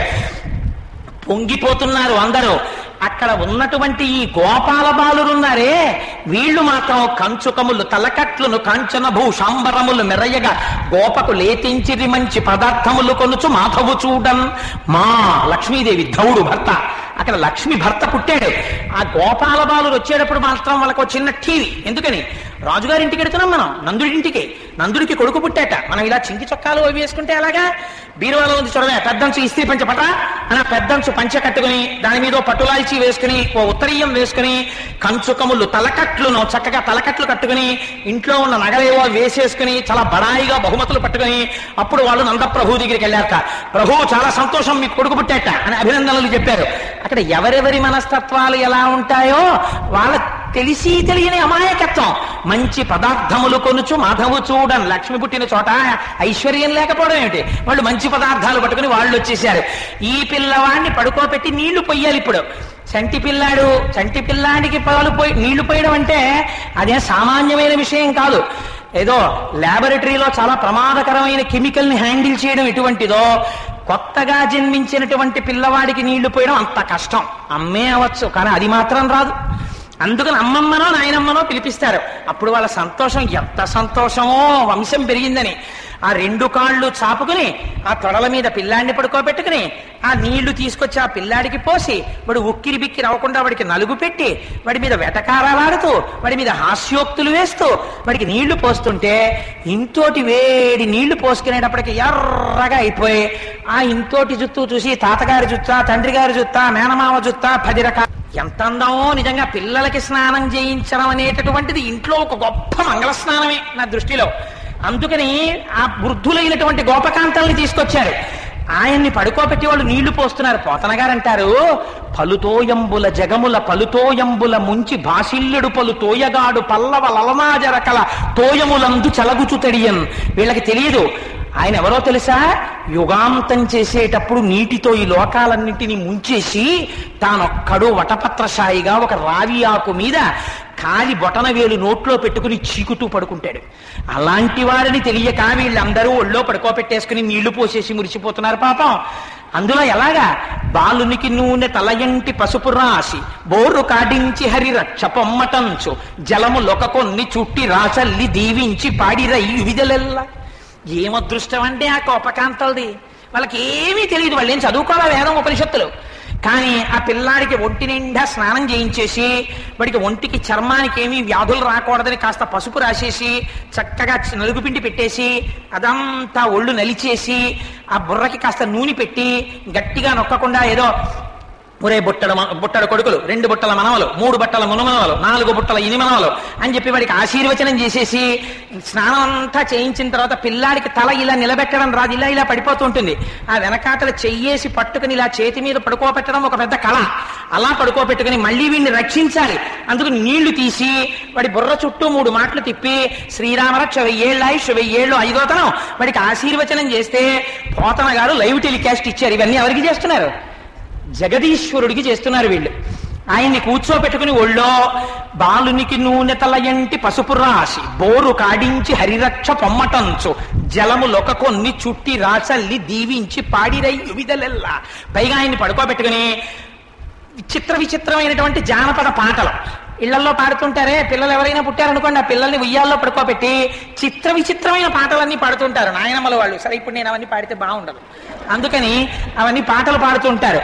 ఆ పిల్లాన్ని పడుకోబెట్టి జోజో కమలదలే క్షణ జోజో మృగరాజ మధ్య జోజో కృష్ణ జోజో పల్లవ కరపద జోజో పూర్ణేందు వదన జోజో యనచున్ ఉయ్యాల్లో పడుకోబెట్టేశారు. వీళ్ళందరూ అటు ఇటు నిలబడ్డారు. అచ్చుమానంద ప్రభు పోలికండి, ఎంత బాగున్నాడో, ఎటువంటి సాముద్రికమో, ఎంతంత చేతిలో, ఎంతంత పాదాలో, ఆ జుత్తు చూడండి ఎంత బాగుందో, అబ్బా నుదురు చూడండి, ఆ కళ్ళు చూడండి, రామ కమలపత్రాక్ష సర్వసత్వ మనోహర రూపదక్షించి సంపన్న అని ఇంతంత కన్నులు. ఆ అందం చూసి ఆ అరికాళ్లు ముద్దులెట్టుకుని లక్ష్మీదేవికి కూడా పట్టిందో లేదో ఆ భాగ్యం. నిజంగా బహుకాలంబు తప్పించి వ్రతములు పాటించి చేయించి నీ పాద కన స్పర్శ అర్హతం పొందే శ్రీ మహాలక్ష్మి అంటారు కాళీయమర్దనంలో. ఎన్నో తపస్సులు చేస్తే భగవంతుని యొక్క పాదములకు పట్టుకున్నటువంటి ఒక కణాన్ని తన తల మీద పెట్టుకునేటటువంటి అదృష్టాన్ని శ్రీ మహాలక్ష్మి పొందింది. మరి వీళ్ళు పూల బుట్టల్లా ఉన్నాయి చక్కగా. ఈ పాదాలు ఎంత బాగున్నాయో, నా గులాబీ పాదాల్లో ముద్దులు, ఒళ్ళంతా ముద్దులు. బొజ్జం నొక్కేవాడు ఒకడు, ఎంత మొత్తటి బొజ్జం అనేవాడు ఒకడు, బుగ్గ గిల్లేవాడు ఒకడు, బుగ్గల మీద ముద్దెట్టేవాళ్ళు ఒకళ్ళు. ఆయన శిరస్సు మీద చెయ్యి పెట్టడమే, ఆయన పాదములే యోగులకు దర్శనమివ్వవే, అటువంటి తల మీద చెయ్యి పెట్టేవాళ్ళు ఒకళ్ళు. ఆ ఉయ్యాల ఊపుతూ జోజో కమలదల్లే క్షణ జోజో మృగరాజ మధ్య జోజో కృష్ణ జోజో పల్లవకర పద జోజో పూర్ణేందు వదన జోజో ఎనచున్ అని వీళ్ళు ఓహో ఊపుతున్నారట. ఆయన నిద్రపోడు. ఏమిటమ్మా పిల్లాడంతా బాగుంది కానీ ఎంత పడుకోబెట్టినా పడుకోడేమిటి పిల్లాడని చెప్పి ఆఖరికి వాళ్ళకి తెలుసున్న విద్య ఏమిటంటే పిల్లల్ని బోర్లా పడుకోబెట్టేస్తారు. అదో గమ్మత్తు. మళ్ళీ మనం పడుకోబెట్టలేము. అలా చక్కగా పడుకోబెట్టేసి వాడి వీపు మీద ఇలా ఇలా ఇలా ఇలా ఇలా జో కొట్టేస్తారు. అలా పాపం ఆయన్ని పట్టుకుని జో కొట్టేస్తున్నారు వీపు మీద. కృష్ణ పరమాత్మ అనుకున్నట్టే ఇలా ఎప్పుడూ తినలేదురా, అప్పుడెప్పుడో మందర పర్వతాన్ని మోసాను వాళ్ళ మాట కాదనలేక, ఇదేమిటి వీళ్ళు ఇలా కొట్టేస్తున్నారు వీపు మీద ఎందుకు కొడుతున్నారని ఆలోచించేటప్పుడు గుర్తొచ్చింది. లోకములు నిదురపోవగత నిదురింపగ నిశుభగుడు రమణులు జోకొట్టి పాడ నిదురం గైకొను క్రియ నూరకుండ కను తెరవకయున్. ఓహో, ఈ లోకంలో వీళ్ళకు అలవాటు ఉంది, చీకటి పడితే నిద్రపోతారు. నేను కూడా నిద్రపోవాలని ఇలా కొట్టేస్తున్నారు నన్ను. అయ్యో నాకు నిద్ర అలవాట్లేదు, అందరూ నిద్రపోతారు, నేను తెలివిసి ఉంటాను. వీళ్ళు నన్ను నిద్రపో అని కొట్టేస్తున్నారు. ఇది ఎక్కడ కూడా నిద్రపోకపోతే ఇలాగే కొట్టేస్తారో ఏమిటో వీపు మీద. ఓహో, వీళ్ళు నిద్ర అంటే ఏం చేస్తారో కళ్ళు మూసుకుంటారు అంతే కదా. అందుకని నేను కూడా నిద్రపోయిన వాళ్ళ కళ్ళు మూసుకుంటాను అనుకున్నట్ట. అనుకుని ఇలా కళ్ళు మూసేట అంతే. అబ్బా కళ్ళు మూసుకుంటే ఎంత బాగున్నాడో అని మళ్ళీ మొదలు. మీరు ఎప్పుడైనా, మీ అందరికీ తెలుసు, అన్నిటికన్నా పెద్ద సబ్జెక్ట్ ఎప్పుడంటే ఇంట్లో ఆ పిల్లాడు పుట్టినప్పుడే. పసిపిల్లల దగ్గర నుంచి ఆ గోల్డ్ చూడు, ఎంత చిన్ని చిన్ని గోల్డ్లో ఎంత బాగున్నాయో, జుట్టు చూడు పట్టు కుచ్చులా ఎంత బాగుందో, బజ్జ చూడు ఎంత మెత్తగా ఉందో, ఆ బుగ్గలు చూడు, అబ్బో ఆ బోసినోరు చూడు. వాడు ఉయ్యాల్లో పడిన వాడు ఎందుకు నవ్వుకుంటాడో తెలియదు, వాడే నవ్వుకుంటుంటాడు, వాడే ఊరుకుంటాడు, వాడు ఏడుస్తూ ఉంటాడు. ఇంట్లో ఎంత సంబరం, ఆ బాలగోపాలానికి సంబరమే. సాక్షాత్తు జగన్నాథుడే ఆ ఇంట్లో పిలిస్తే నిజంగా రేపల్లే ఎలా ఉంటుందండి. వాళ్ళందరూ పొంగిపోతున్నారట. ఈయనేమో కళ్ళు మూసుకు పడుకున్నాడు. ఇవాళకి పడుకోనివ్వండి, రేపు మళ్ళీ ప్రారంభం చేద్దాం 6:30 ఏకాంత సేవ కూడా అయిపోయినట్టే కదా. మీ అందరికీ సుబ్బారావు గారు చక్కటి ప్రసాదం ఏర్పాటు చేశారు. అందులో భాగవత ప్రసాదం. నేను ఎప్పుడు మిమ్మల్ని ఒక్క విషయం కోరుతుంటాను, మంగళాశాసనం అయిపోకుండా మాత్రం లేవకండి. అది భగవంతుడి పట్ల చాలా నిర్దయ. మంగళాశాసనం అయిపోయిన తర్వాత లేచి చక్కగా ఒక వరుసలో ప్రసాదాన్ని తీసుకుని బయలుదేరండి. అది కృష్ణ భగవానుని యొక్క ప్రసాదం కనుక. విచిత్రం ఏమిటంటే పౌర్ణమి నాడు రాత్రే పోతన గారికి రామచంద్రమూర్తి యొక్క జ్యోతిస్వరూపం ఆవిర్భవించి దర్శనమిచ్చి, నువ్వు ఆంధ్రీకరించు, నేను వెనకాతల ఉండి నీ చేత రచింపచేస్తానని సాక్షాత్కరించారు. మనం అనుకోకుండా పౌర్ణమి నాడు రాత్రే, అనుకోకుండా భాద్రపద మాసంలో ఆకాశం చీకటిగా ఉన్నప్పుడు ఆ పౌర్ణమి నాడే భాగవతం 10వ స్కంధం ప్రారంభమైంది. అది మనం కోరుకుంటే వస్తుందా? ఈశ్వరానుగ్రహం ఉంటే అలా కలుస్తుంటాయి. మంగళాశాసన పరైః మదాచార్య పురోగమైః సర్వైశ్చ పూర్వైరాచార్యైః సత్కృతాయాస్తు మంగళం. మంగళం కోసలేంద్రాయ మహనీయ గుణాత్మనే చక్రవర్తి తనూజాయ సర్వభౌమాయ మంగళం. ఉమాకాంతాయ కాంతాయ కామితార్థప్రదాయినే శ్రీగిరీశాయ దేవాయ మలినాథాయ మంగళం. కరచరణ కృతం వా కర్మ వాక్కాజం వా శ్రవణనైనజం వా మానసం వాపరాధం విహితం వా సర్వమేత్తక్షమస్వ. శివ శివ కరుణాబ్ధే శ్రీ మహాదేవ శంభో. సర్వం శ్రీ ఉమామహేశ్వర బ్రహ్మార్పణమస్తు. స్వస్తి.